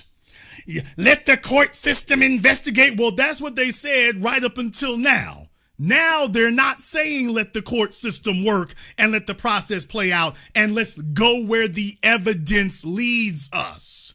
They're already saying we need to give him the death penalty. Really? First of all, he's 17 years old, so that's not going to work. Thank you, and that can't happen. So that's out of the question. But the fact you even say that with nothing else, without all the information, you literally don't have all the information. And the more that's coming out, even Tim Pool has had to start conceding that, wait a minute, guys, let's not rush on this here, because even he's acknowledging, wait a minute, the more you look into this, this isn't a slam dunk. Well, why are we not waiting? Because this is about the American tradition of a lynching. That's what it's about. And what I'm saying is, no, he might be guilty. Might be. But what we're not going to have is a lynching. Now, that's what we're not going to do. Now, if you can prove he's guilty, fine. But what you won't do is have a lynching and say, trust us, he's guilty. I want to leave you with this. Y'all look up Emmett Till's father and see what the United States Army did to him. They lynched that man. He was accused of allegedly raping some woman when he was in the military. Emmett Till's father was lynched right before he was lynched in his jury trial. Nobody never talk about that. And I see why they don't want to teach us our Black history. Y'all look up Emmett Till biological father and how the United States Army executing him for allegedly raping or graping a white woman in the military. Folks, here on the Black channel, you do not have to censor yourselves and do the YouTube newspeak. So no, folks been accused of sexual assault. Folks talking about raping. So y'all don't have to censor yourself. Censor here. Okay, because they be on one, but. For me, I'm like, just let it ride. Let them do what they're gonna do. You need to have 50 lamb goddamn sons and daughters, because I'm telling you, once you gone, what we gonna be left with? We need more of this energy coming out and being standing on 10 toes down, because we are dying. These people are lying on us. We're scared to stand up and fight for what's rightfully ours. And anything that the Black man or woman has fought for, everybody benefit from except for us. And then when we speak out, oh, you're just an angry Black woman. You're just an angry, mad Black man. But you can get deported, and then a week later, your ass back here. Some of the milk ain't goddamn clean. And I see why. I just told my daughter, baby, you better not bring no non-Black person. I'm finna do a video. This your grandma? We ain't doing that shit. You out the goddamn, you cut off, in my Dave Chappelle voice. Because we have fought too hard and too long and too strong to still be at the back of the fucking bus. How long will we have to suffer? How many kids gonna have to die at the hands of white people? You don't see no Black cop wrestling and tussling no white woman and a white boy, no white girl like they do us. You don't see that shit. So why is it allowed to happen to us? I'm a fucking professional, and I'm sick of this shit. Now here I am in motherfucking counseling trying to figure out the why. The why, when, where, who, how. Shit, you think I'm motherfucking Dr. Seuss. The goddamn, the who. Who did it and what fuck got away with it. And I know I ain't fucking crazy. That's why I look forward to your show, your broadcast, the feedback on different people, because I know I ain't the only goddamn one. No, if the civil rights generation had this conversation, you had Ebony, you had Jet, you had Black Entertainment Television, and this, what I do here, damn 106 in Park, this should have been what was going on every damn evening, every publication, Johnson Publications, every single show in their case, every magazine. You can have the Jet Beauty of the Week, but we need to be talking about some Black empowerment on the very next page, and this was never there. Thank you very much. Give us a call, Miko. I appreciate it. Let me go ahead and see if I can get Robert up here on Zoom. Okay, we got Robert on Zoom. What's on your mind, brother? TBA, one of the greatest master teachers in the history of our lineage and our anchor man of the new Black media. Hey, TBA, I just wanted to say real quick, man, I currently sit on a creditors committee for a very high-profile class action lawsuit. And this class action lawsuit, we hired like a team of lawyers. They're from all over the United States. And one of the lawyers, TBA, is Benjamin Trump. And I swear to you, brother, the few times I was around him, I can't help but think about you, because I remember past broadcasts of yours where you just told us about how the Black American lawyer class is just so dead and inept and just, not getting anything done on our behalf. Anyway, I just be looking at this dude. Like, one time we had a press conference, and, ABC, Fox, NBC, everybody was there.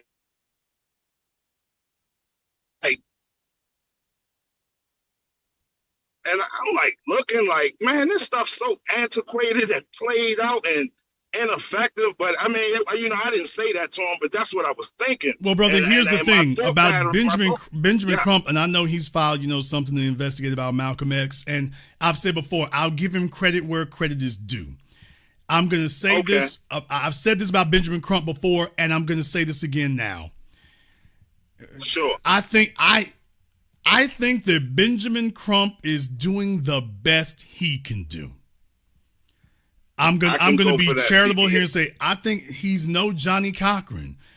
I suppose he's better than nothing, but he's no Johnny Cochran. That's the same as saying I guess it's better to have rubber on your rim than have no tire at all to be rolling on steel.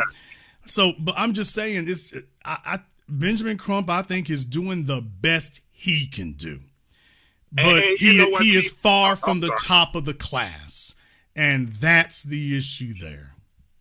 I think that was well put because now that I think about it, and like I said, I've had the opportunity to be around him up close and personal behind closed doors a few times now because he is one of the lawyers on this class action lawsuit that I'm a part of right now.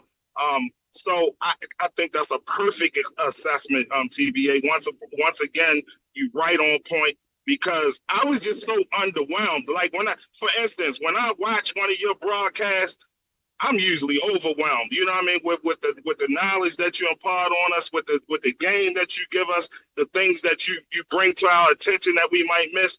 Every time I leave from him, I'm like, damn, you know what I mean? You're like the most high profile, lawyer. I mean, this is what it is. It's a brutal reality. It's a rude wake up call, but yeah, this is what it is. And here's the crazy part. For all the criticism, and I certainly have done that. For all the criticism of Ben Crump, by the way, he's one of the most active. I can fault him for a bunch of other stuff. Brother, he's the one actually out here moving. Look at all the others who ain't lifted a damn finger. That's real talk. TBA. And and the last thing I'll say, and I'll let other callers get in or whatever.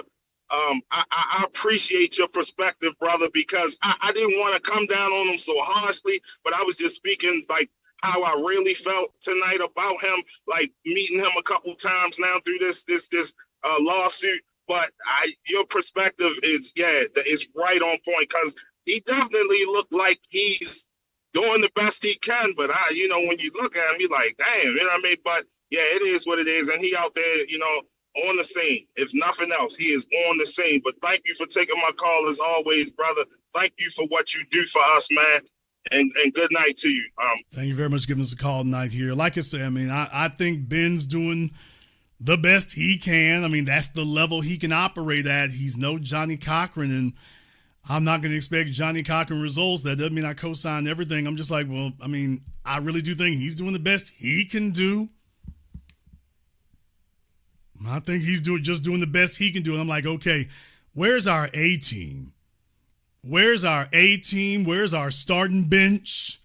We got the third stringers out here. Okay, thank you, third stringer. At least he showed up. But I'm like, I don't want to make a valiant try and have a valiant effort. I'm looking to win.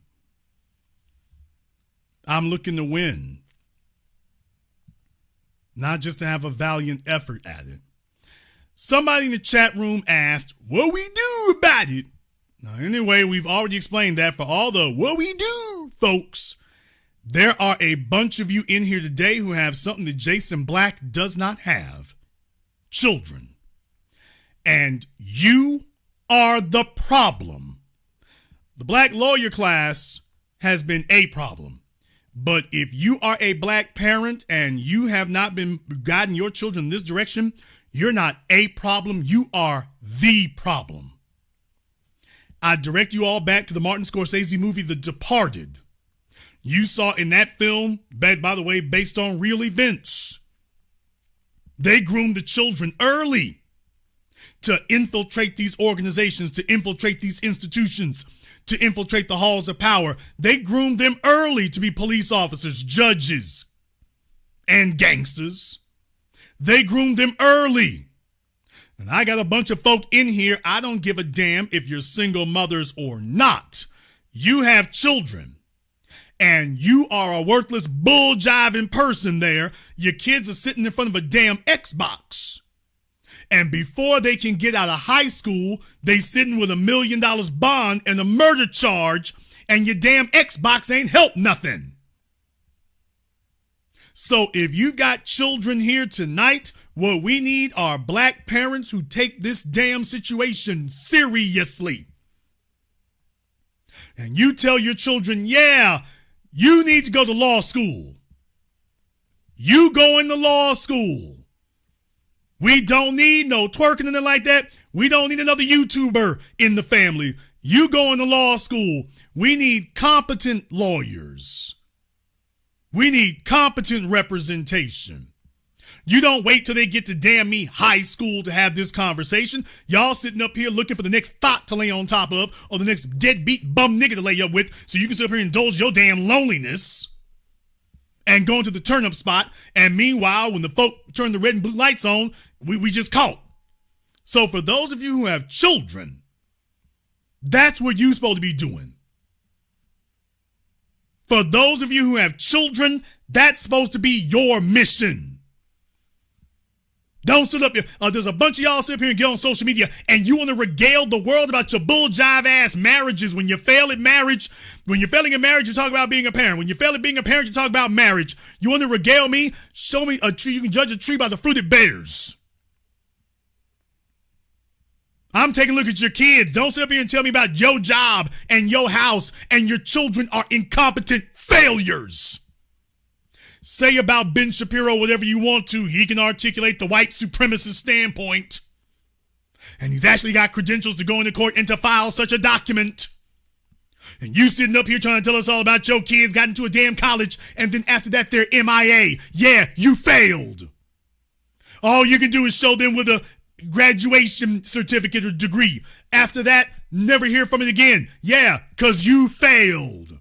Any monkey can go to college and graduate.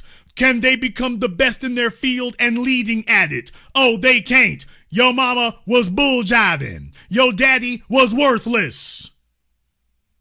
Sat there and listened to Jason Black for 15, 20 years and for your part couldn't close the damn deal. What the hell? So what can we do? You can start talking to your children about you going to law school. That's where you're going. You're going there. But mama, I want to be, I don't give a damn. You're going there. Dr. John Henry Clark had to teach us and remind us about that once again from our immortal ancestor when he gave you accurately after World War II. The Japanese realized that they had just been bombed back into the Stone Ages. Because the brutal reality of Hiroshima and Nagasaki is that the United States actually had more than 2 bombs. For those of you who didn't know it, in reality, they were gonna drop 3. At the last minute, they changed their mind about dropping 3, but in reality, they had more than 3 weapons.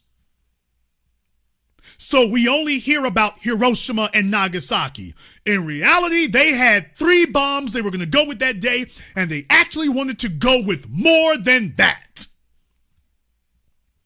And when it became clear that that's what you were up against, the Japanese, with all of your talk about your closed society and, oh, look at our architecture and our infrastructure, and the Europeans came with a nuclear weapon, and that was the end of your so-called architectural and cultural genius.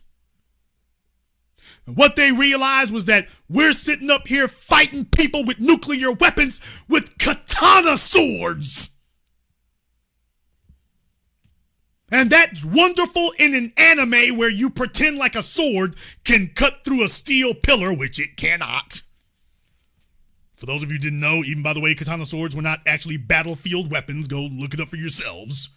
You have to actually use something else. A katana sword is actually rather fragile. Looks cool as hell, but it's fragile.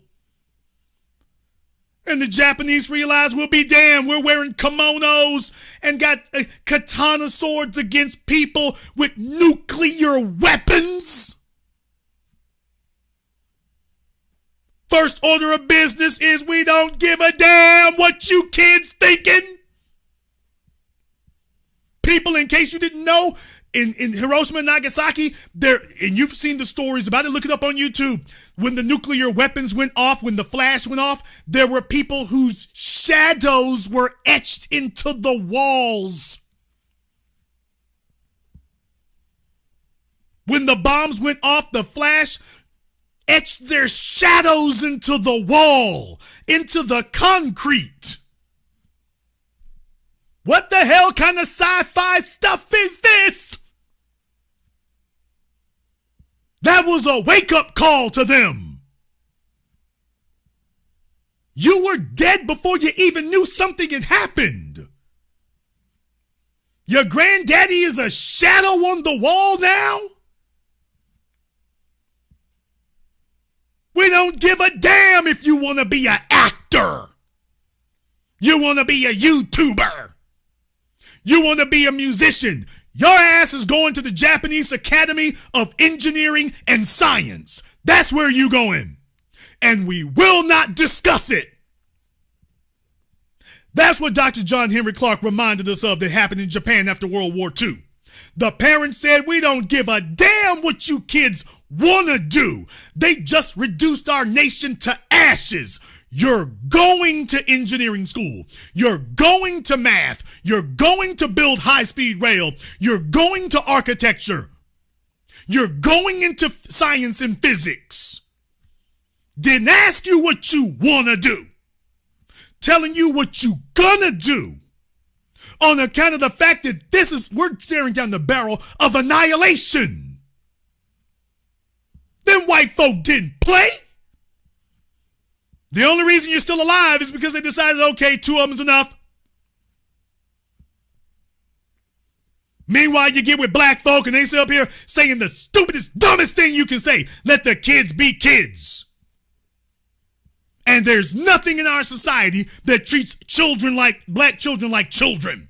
You're preparing them. You let the kids be kids. And literally they are surrounded by vicious beasts who do not see them as children. And oh yeah, by the way, our competition, including white society who dominates everything, they don't let their children be children. I'm from Louisiana. It is nothing to see white men and white grandfathers taking their 4 and 5-year-olds out in the boat to go fishing, out in the woods to go hunting. It is nothing here in the sportsman's paradise of Louisiana. It is nothing to see that. And I'm talking about at 4 in the morning, people. 4 in the morning, you see the pickup trucks rolling to the bayou, rolling to the creek, rolling to the river, rolling to the lake at 4 in the morning. Rolling to the woods. While you talking about let them be kids and let them play the damn Xbox. Where they're grooming them for their LGBT career. When they get to college, they're talking all this LGBT talk and they're next to Ben Shapiro and Charlie Kirk and a bunch of folk who've been trained with weapons and they lionize and idolize people with weapons. While your ham-bone, egg-eating ass talking about let the kids be kids. You're worthless. And your offspring is going to be worthless too. Maybe they'll be lucky and tune in to me. But we need black parents who are not with the bull jive and telling your children, you're going to law school. I don't care if you don't see the value of it. You're a kid. You will see the value of it when you get there, and that's what a parent does. A parent doesn't try to treat a child like their damn peer. Although for many of you, your children are your peers, and there's a sad commentary in your life. What are we going to do about it? Get your ass in there with your children and tell them, you're going to law school. You're going to go to law school, criminal law. You're going to go to a big firm there. You're going to study under them. You're going to learn this thing upside down, one side and down the other.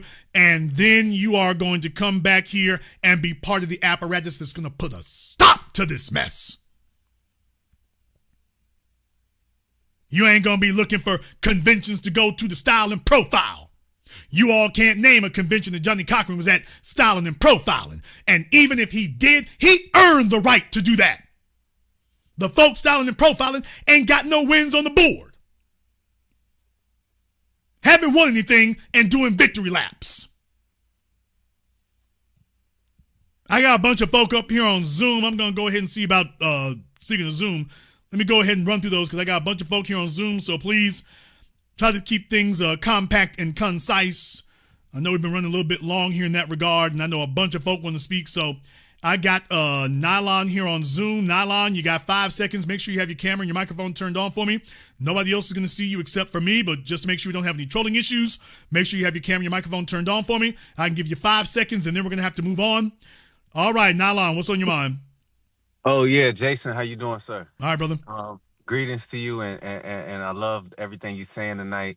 And I got up here just because, to be honest with you, that's my purpose, to go back to school, to be a lawyer, to help my community, and to be a strength to my community, and to be held accountable to my community. Right. A lot of the times, the lawyers that are in our community, we can't touch them, we can't hold them accountable because they go for the money. And they get involved with these different corporations and things. No, they mob up with the white societal structure against us. I mean, that's the problem. They have an option to turn against us. It's not like they have no option. They got a place to go to turn against us. Right, and a lot of them come out of HBCUs. But I'm here for my community. I want to be held accountable by my community. But what I really came up here to ask is, can I get a letter of recommendation? Can I email you? And can I get a letter of recommendation? That's all I need to get back into school, and then I'm good to go, and I'll be on my path. But yeah, that's what I got up here to ask. Sure, go ahead and email me. Oh, what's the email? Is it in your description? No, it's theblackauthority@yahoo.com. Just theblackauthority@yahoo.com. I got it. By the way, just him, folks. Anybody else, you'll get blocked. So just you. But theblackauthority@yahoo.com. Copy that. Thank you, sir. Thank you for giving us a call tonight. Let me go ahead and see if we can get August up here on Zoom. Let me go ahead and see if we can get August on Zoom. Okay, we got August on Zoom. What's on your mind, August? Oh man, great broadcast as usual. I just wanted to say what was the young man's slogan? Touch me and see what happens. That needs to be the new Black self-defense rallying cry now that we've done away with hands up, don't shoot, and all the other disgusting, soft LGP co-opted slogans that took over by any means necessary, and power to the people. That's all I wanted to say, brother. Thanks again. Thank you very much for giving us a call tonight. Let me go ahead and get a Zoom user here on Zoom. Let me go ahead and get them here. I can give you a few seconds to go ahead and do that, folks. Make sure you have your camera microphone turned on. Okay, Zoom user, what's your name? Jason, can you hear me? Yes, sir. What's your name? Hey, this is Rock Love calling out of Chicago. All right, brother. What's on your mind? Hey, Jason. Listen, very, very excellent broadcast. It really touches very close to home in my personal experience. I really am. I relate to how you shared that you wish that you had studied law. I too have that same burden. I was falsely charged of a sexual harassment, a sexual assault charge in 2020, and of course I was innocent of all charges. This is with a woman that I was actually involved with, and a public defender got that case dismissed, and I decided to take an active role in that case, and really get to see the ins and outs of law. It's very complex. But this public defender was an Arab guy, and he went to bat for me. What I wanted to ask you is a couple of things, so much, but really thank you for this broadcast. But there was a couple of things when you were alluding to, is it too late at 51? Well, I don't think it's too late because I do have a couple of friends there that are Black Americans that have gotten into law within 4 years.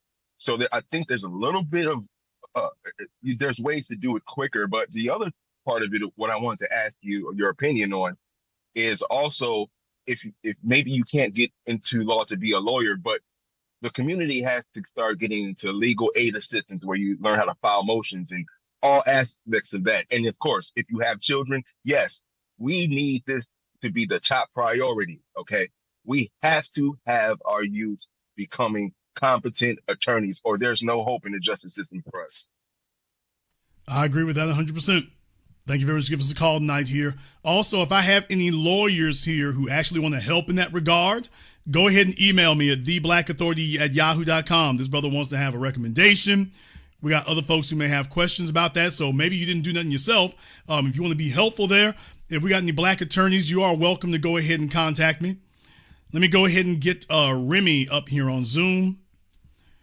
Where is Remy at up here on Zoom? Remy, make sure you have your camera, your microphone turned on for me. I'll give you 5 seconds here, and then we got to move on. So, Remy, go ahead and make sure you have that turned on for me. Oh, there. Okay, Remy, what's on your mind? Jason, quick question.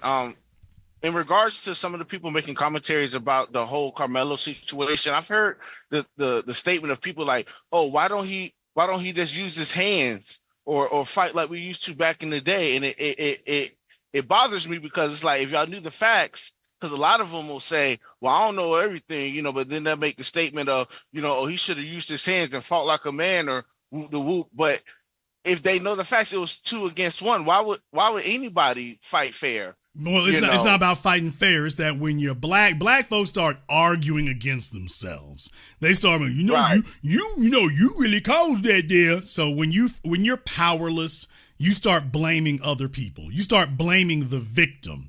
You start rationalizing why. Well, you hadn't been in the wrong place at the wrong time, right there. It's okay to get beat up. I got beat on Edmund Pettus Bridge. So that's the kind of thing we run into. That never happens on the other side. They get to do whatever they do, however they want to do it, and you just got to roll with it. So that conversation never happens except when you come over here with us, and then we start talking about, you should have did all that right there. Okay, take that conversation to them. Right. And another thing in regards to, did you ever see that movie with Denzel called Israel J. Esquire? I'm familiar with the title of the film. I never saw it. I like the movie. It was pretty good. I didn't like the ending of it, but I implore people to go watch it. I'm pretty sure some people in the comments, they've seen it. They probably know. They might say, he probably went out sad and all that, but watch the movie. It's an eye-opening movie in the sense of like, once especially for people in our situation. And appreciate that. Thank you very much for giving us a call tonight. Let me go ahead and see if I can get Marcus up here on Zoom. Let me go grab Marcus up here on Zoom. Marcus, make sure you have your camera and your microphone turned on for us here. I can give you a few seconds to go ahead and do that, and then we got to move on. So Marcus up here on Zoom. I'll give you another couple of moments to do that. Marcus, it looks like Marcus may have taken the evening off there. So Marcus, I'll give you 2 more seconds, and then we got to move on. Okay, Marcus has decided to go watch OnlyFans, so we'll go ahead and see if we can move on. Okay, where's Marcus at here? Marcus, I don't see anybody here, Marcus. I'll give you 5 more seconds, bruh. We got real things going on here. Okay, Marcus is going to take the evening off. Let me go ahead and see if I can get, I was trying to get Ken up here, but I think Ken is found other things to do here too. I'll go ahead and see if we can get Kathy up here. Kathy, make sure you have your camera and your microphone turned on for me here. All right, Kathy, and what's on your mind? Hi, Jason, greetings. I was wanting to know, had you heard of attorney Alton Maddox? Yes, ma'am. I knew attorney Alton Maddox. Okay. What did you think of him? I thought Alton was very well spoken in a lot of regards there. Definitely, I think he was stomped down for our people. Certainly the system did what the system does in that regard. So I'm definitely, but that's what I thought of Alton Maddox. Okay, same here. I just wanted to know, I had the opportunity to attend. Well, I didn't have the opportunity, but he was having a legal clinic some years ago, and I was visiting Atlanta, and I wasn't able to make it. But yeah, Alton was really good about that. It's like I say, Alton did talk to our people. That's the whole thing right there. Alton was good about that. Whatever his other faults might have been, Alton was good about that. And that goes a long damn way. Is okay, when you get into a position, are you even communicating to us? So Alton at least did that. The other folk, yeah, they was AWOL. Thank you very much for joining us tonight. We appreciate that. Ken is on Zoom. Ken, give you 5 seconds to go ahead and make sure you have your camera and your microphone turned on for me here, or we got to move on. So Ken, make sure you have your camera and your microphone turned on for us here.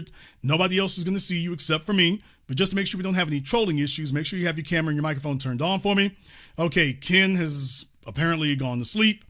We'll go ahead and see if we can get Robbie up here on Zoom. Robbie, what's on your mind? Hey, Jason, how you doing? All right, brother, what's on your mind?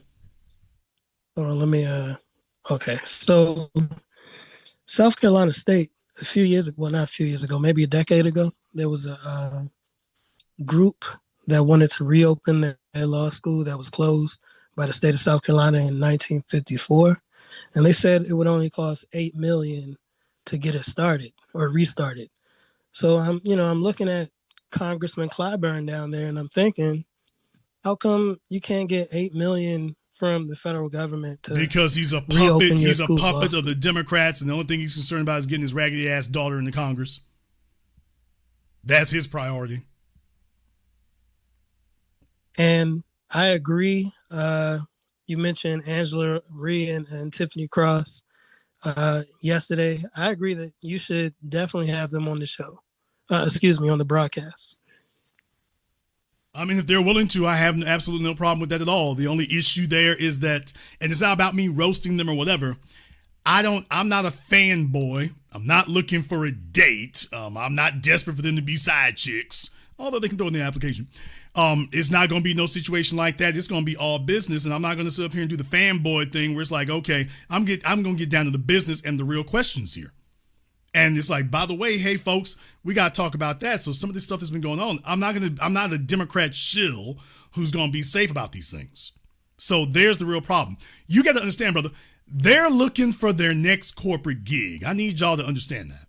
I've been telling you all this forever. These folk y'all see, if they've been on cable television or if they've been on iHeartRadio, folks, they're looking for their next gig. All of them are looking for their next gig.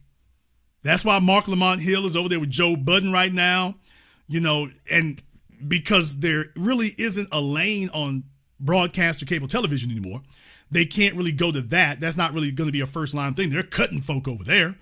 So they're looking for some internet apparatus to give them the same cush job that they had in cable television. That's their priority. Angela tells herself, because she's a lawyer, she spent her life growing up watching lawyers, on CNN, be guest commentators, and she feel like she's supposed to get that, even though that's now obsolete. That's obsolete. So that's what their priority is now, and that's why you're not going to get anything else from them.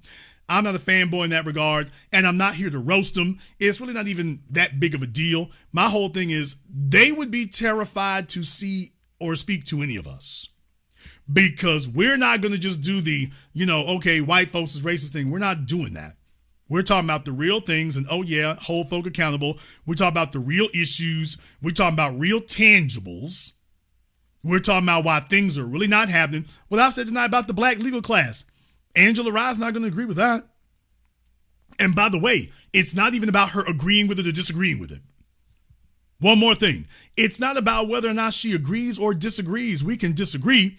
The real thing is she does not want to have that conversation in public. Because the points that I brought up, the criticisms I brought up, you can't really argue with them. That's not really something you can make any sort of prevailing argument with. So does she want to be in a situation where that gets brought up? And I'm saying Michelle Obama and Barack Obama, because she's worried that she won't get invited to the next cocktail party. And Jason ain't even thinking about a cocktail party. So it's the same thing we always run into. Hey, nigga, you gonna ruin this for me. Let me ask you a question, brother. Where you live at? What city you in? Prince George's County. Okay, PG. Now, you kind of on the outside looking in. I mean, you're in Baltimore, but you're kind of on the outside looking in. But with Simone Sanders, think about that for a moment. What do they say about her husband? He's some socialite who's plugged into the DC nightlife. Think about that for a moment. That's on his damn resume. That he's the unofficial nightlife mayor of DC. Have you ever heard of such insanity? Of such nonsense? Where's the white equivalent to that? This is insanity. And what I'm saying is, but that's what them niggas doing. That's what they're getting out of Howard for when they graduate from Howard. That's what they're doing. That's their goal. That's their aspiration. So anything that's going to mess that up, they don't want to be sitting there like, I heard you talking to that Jason Black dude there. And Yeah, you keeping some strange friends around here. That's what they're afraid it's gonna be. That they're gonna have to stand on something, or they're gonna have to explain why they were sitting there talking to me. Because I'm gonna talk about those things. I'm not gonna back down from it. I'm gonna talk about it, and we're gonna have that discussion. And you're either going to come down on this side or that side, but you ain't gonna dance around it. And that's what they really want to avoid, brother. They don't want to be on the record for anything that actually matters. And this is the game we in. And I asked you where you were from because this is what's happening in all of our so-called major cities. That's the game. How can I be part of the cocktail party circuit and the underground sex party circuit and all this old stuff? Oh, yeah. And by the way, if y'all really want something eye-opening there, there's a Joe Budden podcast recently with Mark Lamont Hill talking about hot wifing. So, yeah, I don't even know what that is. Oh, don't worry. You can Google it if you want to. But Mark Lamont Hill was talking with Joe Budden and them about hot wifing. So this is what's going on with your black academics and the cocktail party circuit people. This is what's going on with them. I'll let you have the last word. Well, to your point, they're starting to be replaced. You see that Don Lemon is starting to move his position over. I mean, no one is really watching his broadcast, but for those of us that are informed, he's starting to sound a little more like us. Not really. Don just kind of plays with that. I said that before. When they get kicked out of cable television, when the white supremacists going on, what they're realizing is that all that ass-kissing talking points they use on cable TV, it doesn't work on the internet, and it's not going to save you either. So back then, they could kiss ass and keep doing that mess because they had a corporate job. Now that that's no longer in play and it's no longer viable, now you hear them, when they get their ass in the crack and they get their back against the wall, then they resort to our talking points. But do not be fooled that they're a believer in it. They're just trying to win a debate, and my talking points win the debate. But as soon as he turn back around, he's with his white husband. Thank you very much for giving us a call tonight. Let me go ahead and get Superpower Media here on Zoom. Let me go ahead and see if we can get Superpower Media here on Zoom. All right, Superpower Media, what's on your mind? Hey, how's it going, Jason? All right, brother, what's on your mind? This is Thomas out of Dallas, man. I've been right here in the midst of all the craziness, man. It's been a while since I talked to you. But yeah, I live in this area, Collin County area, where everything went down. Matter of fact, I have my son go to one of the Collin County high schools out here. And what's the deal about Frisco Memorial? Well, Frisco, they have a lot of schools in Frisco, a lot of new schools, and that area is, growing real fast. I mean, you look at, I live in the McKinney area, so you got McKinney, Allen, Plano, Frisco. That's part of the Collin County area. It's pretty. Yeah, basically all the areas that were suburbs back in the 90s. Everybody worked in Dallas, but they lived up in there when they started building all that out back in the 90s. So that whole area up there. So what you have a lot of wealthy black people that live out in this area. This area is booming with a lot of successful. You got the football players, you got the basketball players, you got black business owners. So when they saying, well, how they raising this money for this young man? These brothers out here got money to be able to raise money, to be able to fight. What's going on.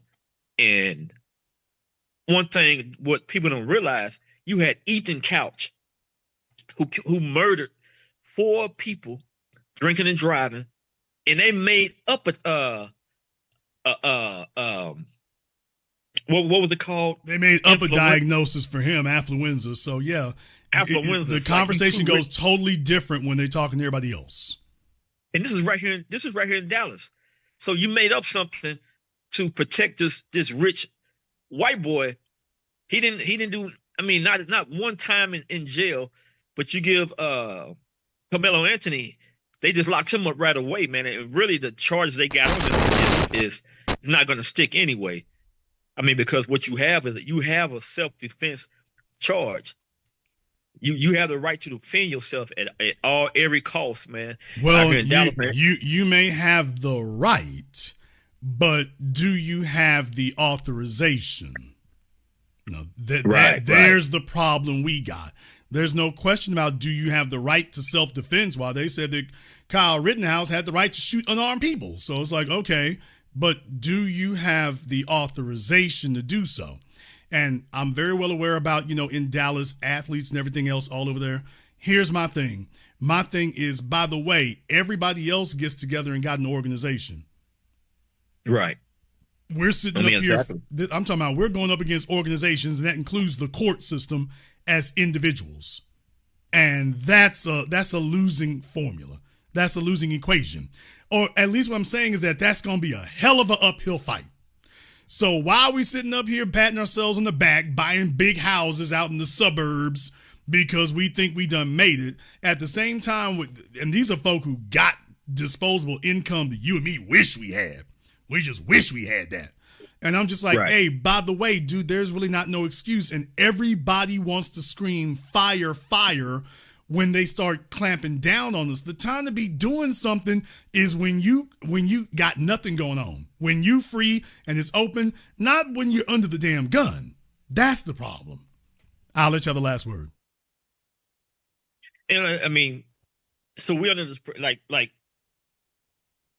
you had a right to defend yourself. You had a right to carry on. I mean, everybody out here, everybody knows the rules out here, man.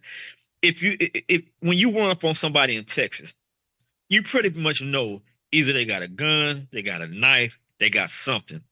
Because you don't have to have license to carry guns out here. As long as you don't have no felony up under your belt, you can carry. Everybody carry guns, so you got to put that in your head. So when these young men ran up on Carmelo Anthony, they should have known better, man. Everybody has a weapon out here. And knives, white boys, everybody carry knives. So it ain't like, oh, why did he have a knife? You go check everybody, man. Everybody got a gun, got a knife. You be crazy if you don't. That's the way Texas is made right now, man. And so his thing was trying to be a bully, him and his brother, man. Them two dudes are 6 foot, 6'3", 270 pounds. What was he supposed to do? Wait around and get his head beat in? Well, yeah, he was supposed to be the guinea pig that christens them into how you treat black folk. Or at least that is one very reasonable explanation for it. If any other information refuting that ever comes out, which, by the way, the more we learn, the more it just goes in that direction. So if they're going to pop out with something that refutes it, they better hurry up because you're running out of other stuff to say. You're really running out of other stuff to say. So if you're going to drop that little bombshell, you better hurry up and get to it. And so this is a situation where you can see what it is, you know what it is, and what they're trying to do is they think they've been emboldened by the election of Trump, and they're reading into it things that they shouldn't be reading into it because it don't mean what you wish it meant. It does not. You can sit up here and let Trump getting elected fool you into thinking we going back to antebellum slavery. You can tell yourself that, but you got another thought coming. Thank you very much for giving us a call tonight. You can tell yourself that that's what it means and that's what it's going to be. You will be sorely disappointed. And you already are. And by the way, y'all, they are mad. They are big hella mad that they're looking up and the defense fund has gone up as much as it is. They are furious. The white supremacist YouTubers out there are furious about that fund. They're like, we can't believe it. These are the same folk who defended Kyle Rittenhouse and George Zimmerman and all the rest of them. Now they're just furious about this. Y'all ain't supposed to be mobilized like that. Barack Obama was supposed to make sure y'all didn't think that way. You was supposed to be getting in good trouble. Damn that. Okay, we got an iPhone here on Zoom. Okay, brother, what is your name? Sean. Okay, Sean, turn your camera back on, sir. All right, Sean, what's on your mind? All right, Jay. First off, man, shout out to you, man. I rock with both channels and everything. Be listening to your broadcast will be one. I just had a couple points and I'm gonna be out of here. One, I'm out here in Atlanta, and everybody know if you catch a criminal case or if you got a traffic court, get you a white lawyer. If you got a civil case, whether that's divorce or like injury, car accident, you get you a black lawyer. And the reason being is like what you said that about Brian Steele. Like that's what they gonna do. They gonna push the limit. And like you said, they got the mindset like, hey, brother, you ain't the only client. Like, you shouldn't have been doing what you're doing and stuff. And the segue, what you're talking about with Brian Crump. I met the brother, you know, a couple times and stuff because he worked on his case. And the way he move and everything and stuff is like he a real like high price, like ambulance chasing type lawyer and stuff. You feel me? And once he see that it ain't no, you know, what the angle or the publicity he can get out of it no more, then he just like disengaged from it and stuff. You feel me? So like, I yeah, mean, he he knows said, what his limitations are. I know I'm being very charitable with Benjamin Crump tonight because usually I'm very much not. I'm just gonna say he's a limited person. He's a limited lawyer. He knows what his limits are, and he tries to not, you know, not emphasize those weaknesses. So he really just goes for the low-hanging fruit that he knows he can achieve. I mean, Benjamin, if we can all see it, he sees it. So he knows what his weaknesses are, brother. He knows what they are. A lot of folk have been fooled because they get national exposure thinking, oh, this is, you know, this really legal eagle, but he knows his weakness. He knows his limitations, bro. He knows them. He knows them. And what I'm saying is that just be aware of that. With Benjamin Crump, you will get basic legal representation. That's what you're going to get. If it's not a slam dunk case, forget about it. You're going to get basic legal representation. And even if he see that if it won't go there, he'll just milk it for publicity and try to like roll into his next case and everything. Like I literally witnessed that firsthand and everything. And like the last message about the parents and stuff, and when it comes to the justice system and stuff, like the one type of parent I can't stand is the one that's like that calls this brutal system up on their own like flesh and blood and stuff. And you know that's a whole different topic from like from the other channel and stuff from the business. So with that, I'm gonna land my plane and listen in and Thank keep you very doing much what for you're giving us a doing, call, brother. We appreciate that. Yeah, like I say, it's one of those things there, y'all, where, you know, this is what we're up against here, and I don't want to beat a dead horse on things. I'm like, hey, y'all seen what we seen, and I'm being charitable tonight. I'm just saying, hey, at best, we know Benjamin Crump's limitations, so why would you expect more? I mean, if somebody been killed and it was on video and there's really no defense for it, and it's a municipality being sued, Ben can help file your paperwork. As far as a vigorous case that the other side is going to fight it, that ain't Benjamin Crump's forte. Benjamin Crump is not the lawyer that you hire if the other side is going to fight. If the state's going to fight, he's not the one you hire because he doesn't do that. He negotiates settlements. He does not fight for verdicts. And I need y'all to understand there's a whole bunch of lawyers out there that their whole job is to avoid courtrooms. They know their limitations. Their whole job is to avoid courtrooms. Their whole thing is negotiate a plea bargain, negotiate a settlement. They're just paper pushers who are in a profession where they're supposed to be litigators, but in reality, they've sunk into the role of paper pushers. And they want a client who simply wants them to help guide them through doing the paperwork, not litigating a case. As far as they're concerned, you're a problem if you want to litigate it. And I'm just saying that they're very limited and we need to know them to avoid them. Okay, we got HK here on Zoom. HK, why are you looking very tetherish? What is HK? You looking very tetherish. Where you calling me from? Chicago. Which side? North side. Oh, there he is. Damn. Yeah, I'll talk to you this time around. There, what did he say? Said he had telephone issues before. Well, there, y'all, all I can say, yeah, he looked like Byron Donalds. This time he got the baseball cap on. So, and he cheesing big, y'all. He's got the Becky chasing veneers on. Oh, he's got the Becky chasing they're real. veneers. They're not veneers. These are real. Nigga, please. They are. I'm telling you, they're real. Okay, what's on your mind? I actually enjoy your broadcast tonight. I agree with you that the black lawyer class in America is, a disgrace. And I totally agree with you when someone asks that, what's the answer to this problem? And it's basically the children. My main concern is that you're not addressing the fact that here we go. So many of our children, so many FBA children are raised by women, single mothers. And women, mothers, they aren't going to discipline their children and assert their authority on their children to become lawyers, engineers, doctors. Usually they're going to go ahead and tell them to become who they want. Go with your heart. That's how women are. So until that matter is addressed, where the FBA family becomes a true two-parent household where their father leads, nothing's going to change, basically. Well, I think you have an interesting point there. Also, for the Nigerian children, by the way, can you please name for us 2 prominent Nigerian criminal attorneys? Yes, and I'll definitely name you one. Oh, good, because I want to know the cases.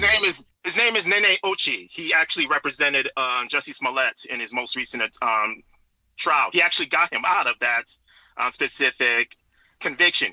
Originally, they convicted him. He went ahead and filed an appeal, and he won. So he's a very prominent. He's a writer, basically. A writer. He's a writer for Jussie Smollett. That is a hell of a pause. That's a hell of a pause sentence. He's a very okay. Good let's be very clear about the Jussie Smollett case. It's not that he won anything. It was that the political structure in Chicago did not want to pursue this any further because, and they said it, as far as they were concerned, they already had gotten him convicted and everything. There's nothing more to fight for. He's already been punished. There was nothing more to fight for, sir. So the time to get him out was when he got convicted. That was the time to help Jussie. So who else you got? Well, that's one. Because I'm from Chicago. Okay, so far he ain't got one. So who's the next one? Who are the prominent? Whoa! No. Next Nigerian criminal attorney that we will all recognize. Next. Who are the black criminal attorneys? Okay, third time. Wait a minute. You said there's Nigerians that's running the yard. FBA needs to learn. We're here to learn. Second Nigerian criminal attorney. Go. There are several. I'm not familiar with their names, but there are several Nigerian attorneys. But this isn't about there's Nigeria so many of them he can't attorneys. name. This is about. Y'all know this is the way it goes every time with him. He's got so many of them he can't name a one of them. He named one who's a Johnny come lately who's pushing paperwork. Ooh, Jussie, I know you got convicted, but and they said they're gonna let the matter go, but I'm gonna file for you anyway. Okay, thank you very much. After I've been convicted, wow, thanks, but no thanks, brother. Who else we got?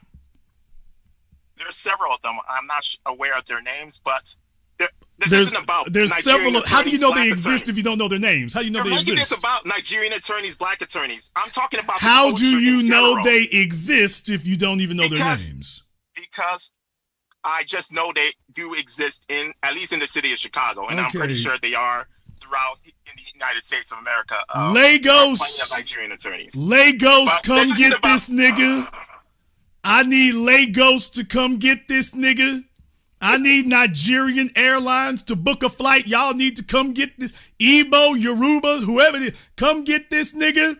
He is repping y'all over here and it's going bad. Come get your boy. Is this your boy? Then you better come and get your boy.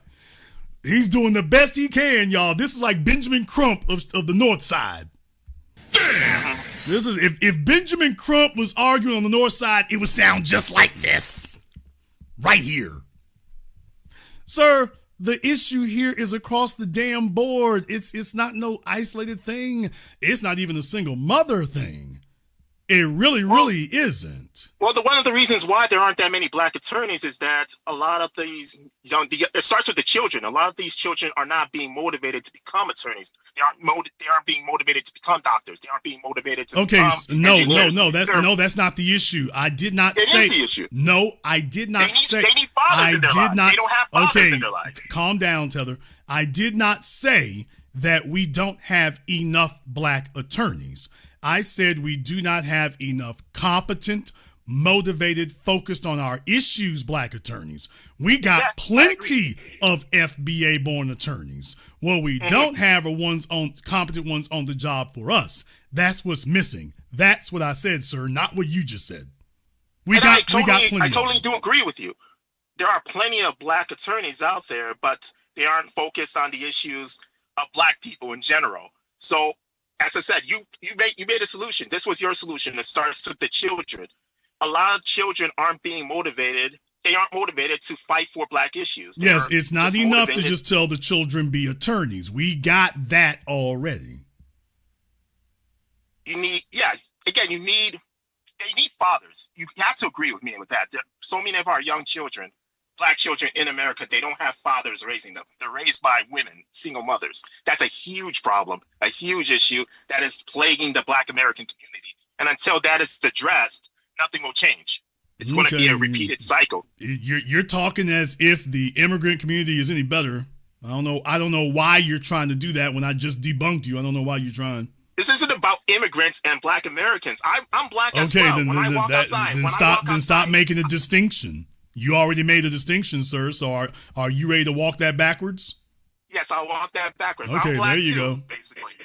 All right, but I'm just stating that these young children, they need to be raised by men, strong men, who are very passionate about fighting for Black people in general. Well, I certainly, in the words of Dr. John Henry Clarke, I certainly think that is optimal. I certainly think that is, but you're wrong. Jason, how am I wrong? Jason, are you serious? Yes, you're wrong. Well, why do you mean that, Jason? Because there's a lot of folk, you have fathers in the home. That doesn't qualify your father to guide you on a career path. That doesn't qualify him to motivate you to be an attorney. That doesn't qualify most of the Black folk who've excelled in sports and whatnot. It wasn't the folk in their family that motivated them to excel at it. So while that's a wonderful thing for personal characteristics, you can't necessarily put all your chips on that and say that that's a panacea. And just so long as we have this particular two-parent structure in place, everything else will fall into place after that. Because really that's an ideal. And certainly, I guess it increases your odds, but to treat it as if that's some mystical, magical formula that will is a cure-all for everything, no, that's not. The real thing is, did somebody put this in their heads? Case in point, my last documentary film I just did, 8 a.m. Blu-rays, God willing, we'll be done with that this week. Oh, Blu-ray has been the bane of my existence. Y'all, I'm going to have a story to tell if I ever get these discs in. Oh, this has been awful. But in any case, I talked to Muggsy Bogues. I talked to Mahmoud Abdul Rauf. Brother, that wasn't the home that did that. They came from single mother homes. They came from the roughest neighborhoods. And that formula you just named, that wasn't what got them on that career path. Those are the exceptions. No, sir. No, sir. No, sir. No, sir. I can assure you that the majority of young Black children were raised primarily by men. No. They would be in a much better position. That is not the exception. When you take a look at NBA, NFL, boxing, or most other professions there, that's not the exception, dude. You're just making that up because you wish it were true. That's not the way that works. Ideally, does that give you the best odds? Absolutely, it does. And I am not here to argue for it doesn't matter if you have Black fathers in the home, because there's an essential function that is served by seeing a disciplinarian and the masculine example. Absolutely. Mm-hmm. But if your father is not a competent man, it doesn't matter how masculine he is if he's not competent, because this is not a struggle now over, quote, masculinity going into the proper career. Now, this is a function of competence. And so he can be as alpha male as possible. If he's not competent in this area of academics or higher learning, it'll be worthless to you, which is what we see in a lot of cases there. Tiger Woods' father was not just a masculine man. He sat him down and said, okay, this is going to be golf. So that's the way that Venus and Serena Williams, their father, Earl Williams, has definitely been an alpha male, but that's not what got them to excel in tennis. By the way, and where was mama? Yikes. But having a masculine male, that wasn't the end all be all. He was competent. about tennis. Okay. And I totally agree with you. Why do you think so many black men, though, aren't competent? I think that they're competent about what they desire to be competent about. So if they desire to be competent about skirt chasing, easy wins, media things like that, apparatus, you're competent about what you wish to be competent about and also what you have ease of access to. So we've had lanes created for ease of access into the entertainment industry, and which also includes professional sports. That's been given ease of access. So yeah, whichever is the path of least resistance, that's going to guide more people into it, and they'll become competent. And you have a school system that got rid of engineering and art and mechanics, but they put all their money in the sports. So what you end up doing then is having a situation where they're motivated and cultivated to be competent at what serves the dominant society. And that's when you need a masculine man in the home who will put the foot down for discipline to say, okay, just because this is what they want, that's not going to be the direction my kids go in. Now, that's a key part of the equation, the resistance. But resistance is energy. Now we need focus. And that part right there, you can get that from the mother or the father. It's better if you can get it from both. It certainly is optimal. It is optimal to get it from both.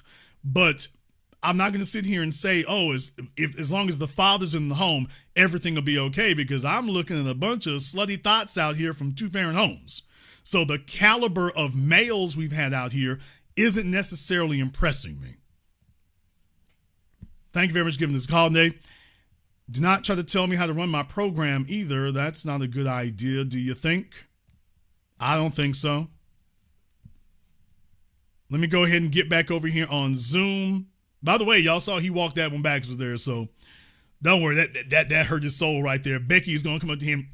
Excuse me, Akeem, what was that? You're acting different now. You're hanging out with those FBAs too much. Why are you doing that? So he gonna end up like Dominique with old girl smacking him across the back of the head. I heard you on YouTube today. What do you mean? I heard you today. You started off good, but then you kind of just let them wear you down. Do you really think that? So he gonna be splaining all night tonight. Oh, we gonna be splaining all night tonight. It's gonna be ugly. It's gonna be humiliating. All right, we got Isaac here on Zoom. Isaac, what's on your mind? Hey, I just wanted to hop in and say something until Bushmaster 9000 came and just derailed the whole train of thought. So I'll keep this concise. But first of all, I just want to say, he talks about having fathers in the home. Me personally, and people in the trades, me personally, I had a father in the home. And everybody I knew, they have fathers in their homes too. And I'm in the trades. I'm young and I'm in the trades. And even when you in the trades, you are still getting gate kept and kept down at every level. You getting put on the bummy calls, the bummy jobs. You getting people moving your stuff, people doing all these things to keep you down. And the whole thing about, just like I said, fathers not being in the homes, that is a complete myth. It's been debunked. Even when they're not in the homes, they're not completely absent in the child's life. They're still around. He doesn't know what he's talking about. So what would you say to people like me in my position? I'm young. Like I said, I'm in the trades. I'm in HVAC. But what would you say to someone like us who would be interested in moving to lawyering or advocacy? I wouldn't. What kind of path would you recommend us? I mean, I wouldn't necessarily down? do that if you move down that road unless you're willing to commit to that. Because here's the thing right here. Young folk, one of the least productive things you can have is jumping from one thing to another, because that costs you time. Even if you have enthusiasm, that's great. That's wonderful. But it costs you time. So you have to be deliberate and decisive. And when you've chosen the direction, you got to make that one work. It's not going to just fall into place. Nothing does.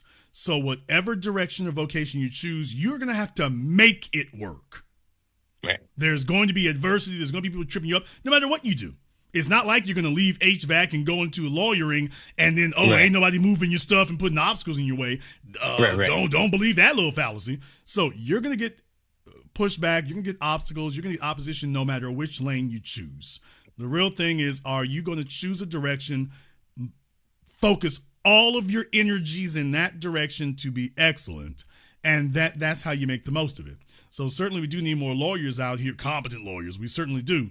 But my concern is, for example, if you've been doing it more than 2 or 3 years, I don't think I, in good conscience, could sit up here and recommend a career change at this point. I don't think I could do that in good conscience. No, even not for me, because like I said, I'm in HVAC. I'm also in machining. But for those who are still young and that is a route that they want to take, is there like what could you say to those people? I mean, there's definitely plenty to be done in it in Dallas and Houston. There's definitely plenty to be done in it. There's plenty of work, plenty of contracting for it. I mean, right now with housing and building and stuff like that, we don't have enough electricians, HVAC, especially if you do HVAC with plumbing, by the way. You know, if you're in New York, New Jersey, Pennsylvania, Miami, you got work for years sitting there. So that's a given. And there's a lot to be done there. But what they try to do is they try to keep you off from getting experience. Right. Because it is on the job experience dealing with it's like a classroom. There's only so much you can do in theory. You learn out in the field. So their real job is to try to prevent that part. So they want to do all the work. They really don't want you touching anything. Yeah, because if you don't do any work and don't touch anything, you ain't learning. So that's a subtle way. You've been on the clock now for 9 hours and haven't learned anything. Right. So you're like, okay, I'm on the clock. I've been here. I'm going to get paid, but I haven't learned anything. And then that ultimately accumulates into a reason to let go of you. Oh, well, you've been here for a year. You're not getting any better. So what I'm going to say to you all here, now I've dealt with this before. If you're working for somebody or whatever, email. That's very, very important there. Email. And when it comes to emailing, you make sure that you have documented that. I'm working with Larry over here, and we're not doing this stuff here, so we need to make sure we get that taken care of. Hey, last week here, this tool wasn't missing, and Jake was over there. And that's another thing right there. If it does come down to a situation, with unemployment or something, the court's not going to listen to you say that XYZ happened. They're going to listen to documentation. And if you show that, hey, I emailed them, even if they don't respond, when you can show that you have been communicating to them, they don't have a leg to stand on. Right. Because courts don't rely on hearsay. Well, documentation outweighs hearsay. And then it'd be like, okay, well, here's his emails. He emailed you about this. He told you about what Larry's doing. This ain't happening. All right, do we need to switch in with somebody else? Hey, I need to get hands on at this. We just went on a job here last week. I need to be wiring this up. I need to be dealing with the compressor. I need to be dealing with the 220. We need to be doing that. Hey, where's the amp meter? And that needs to be in the email. Hey, these are all the things that went wrong on this last call. Right. These are all the deficiencies from that. Now, what we gonna do? And because the real thing is, y'all go in these situations, that happens, and I understand. And what ends up happening is you get your asses whipped with a pen. I was taught that by my parents early, is don't let folk whip your ass with a pen. You whip theirs with yours. And that's, in your case, that's documentation. We had a saying in corporate America, if you didn't write it down, it didn't happen. I need, especially for those of you who are young, even if you're not in the corporate environment, especially corporate environments, but any job environment, listen to me. If you didn't write it down, it didn't happen. So if you're writing it down and they're not, whatever they say didn't happen. And it'll only be later that they realize, oh, hell, we should have been writing it down, because when they want to fire you, all of a sudden you get flooded with documentation. And they usually do that at the last minute. Your way of getting ahead of that is, by the way, hey, this happened last week here, and these are some things that didn't occur, and we need to make sure that that doesn't repeat itself, because I'm trying to be the best employee and get the most motivation, get the most vocation here, and the best, so I can be, the best assistant I can be on this, and this is what didn't happen. So what we need to do to make sure this doesn't occur again. Okay, we're going to talk to Larry, and then, okay, we'll talk about, okay, got that. And then when it happens again, you document that and write another email for that, and that's your documentation. Right. That's the part you That all are missing on, and it gets frustrating because you're trying to talk your way through it, or neglect your way through it, and really it's about documenting it. That's the thing they don't think you're going to do. Is that happened to me? My first year in the industry, I just got stuck. The first company I was at, I just got stuck changing filters for like a whole year. We were changing filters for a whole year for. So after I left that company, ended up with another one. I started documenting everything, like you said. Man, came back up, had everything. I sent it to them. I didn't get no response, like you said. I did not get no response, but the problem went away. Hey, And that's shoot.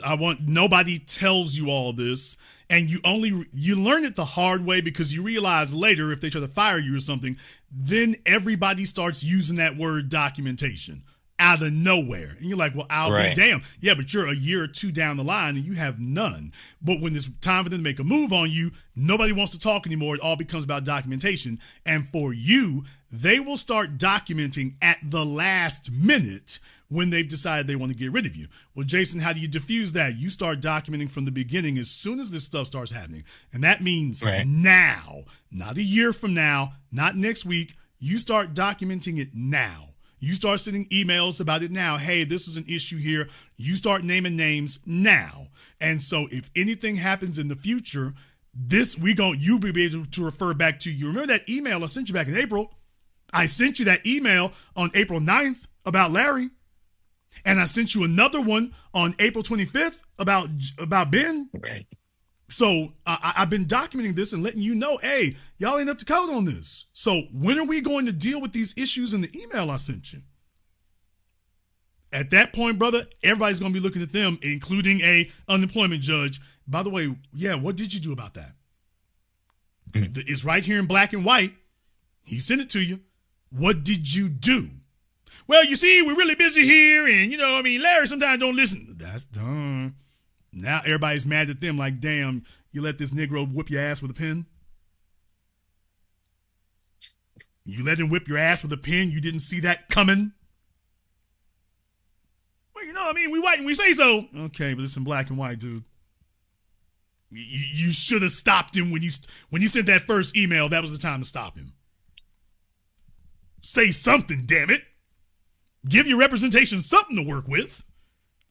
And for most of y'all, that will protect a lot of you from 80% of that harassment stuff. Assuming you're doing what you're supposed to be doing, you're showing up for work on time, you brought all your stuff, you're competent, you're paying attention, you're on the job, assuming you're doing everything you're supposed to be doing, that will shut down that harassment stuff 8 times out of 10.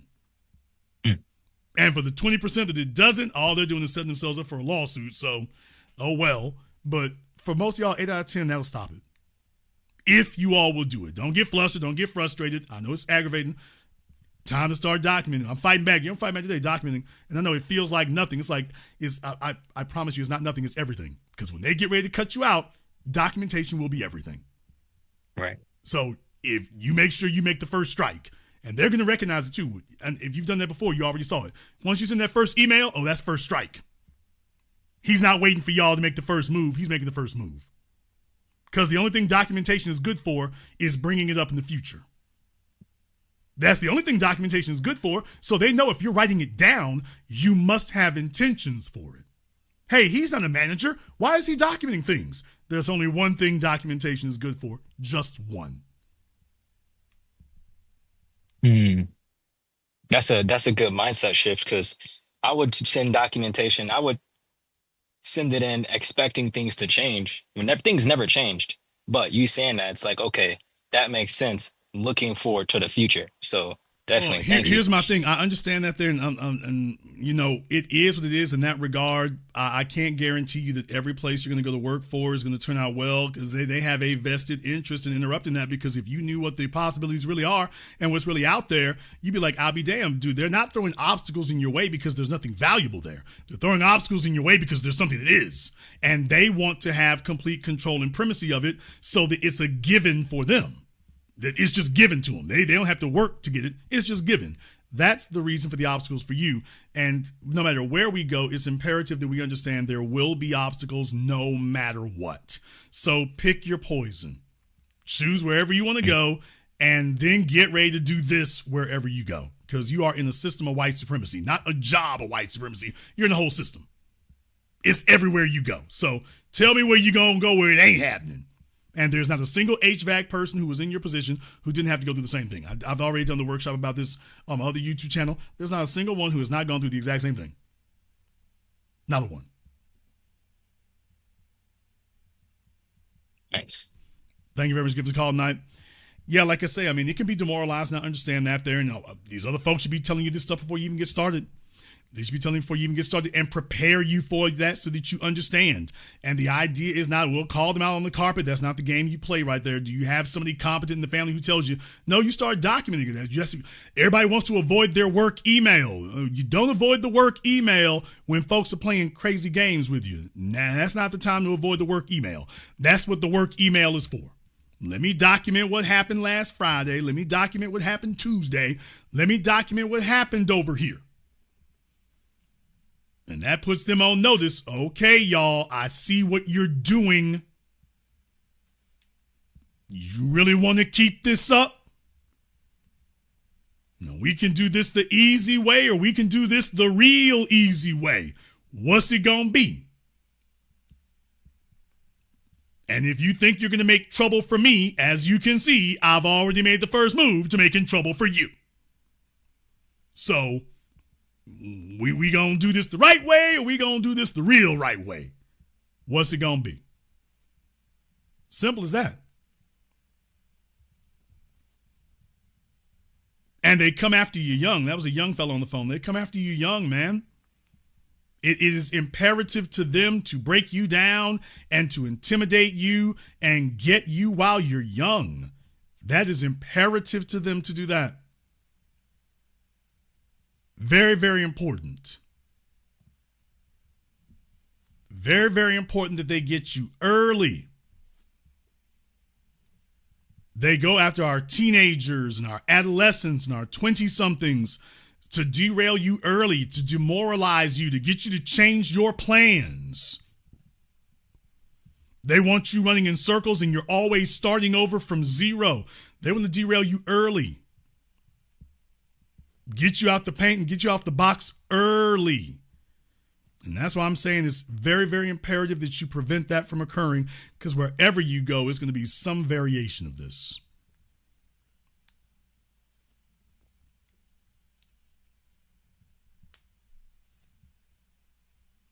Brothers and sisters, we got a long haul in front of us. I felt like this was imperative for me to bring this up and to speak on this. If you are a black parent, it is time to do your part. If you are a black parent, it is time to do your part. That's all I can say to you here. I want to send a shout out here in the super chat to Stolen Ancestors. I told you all that I was the greatest of all time. I told you today I'm still the greatest of all time. Thank you very much for your support tonight, sister. We appreciate that. She said, justice for Mr. Edwards, justice for all FBA family. Thank you, TBA. Thank you very much, sister. We appreciate that. As always here, I want to thank everyone who has contributed to tonight's program on PayPal, Super Chat, Venmo, to all of you here. Let's stay focused. To Carlette, thank you very much, ma'am. I appreciate that. And if you are new here to the Black Channel, welcome to the haven of intelligent Black thought. We do this every weekend, holidays, some days in between. We're going to keep at it, people. We're going to keep at it. That's all there is to it. Click that red subscribe button. Click that yellow notification bell. Join us each and every time that we're here. If you haven't been to our website, blackchannelfilms.com, take a look at our groundbreaking best-selling documentary work. 7 a.m., Gentrified, Race War, soon to be 8 a.m., blackchannelfilms.com. That is blackchannelfilms.com. I want to thank all of you for tuning in to tonight's program, live or recorded. Thank you all for liking, subscribing, and sharing. And this concludes tonight's broadcast of the Black Channel. I am your host, your brother, your humble servant, the Black Authority. And until next time, my brothers and my sisters from all around the world, remember, Black is the future, and the future is uncompromising.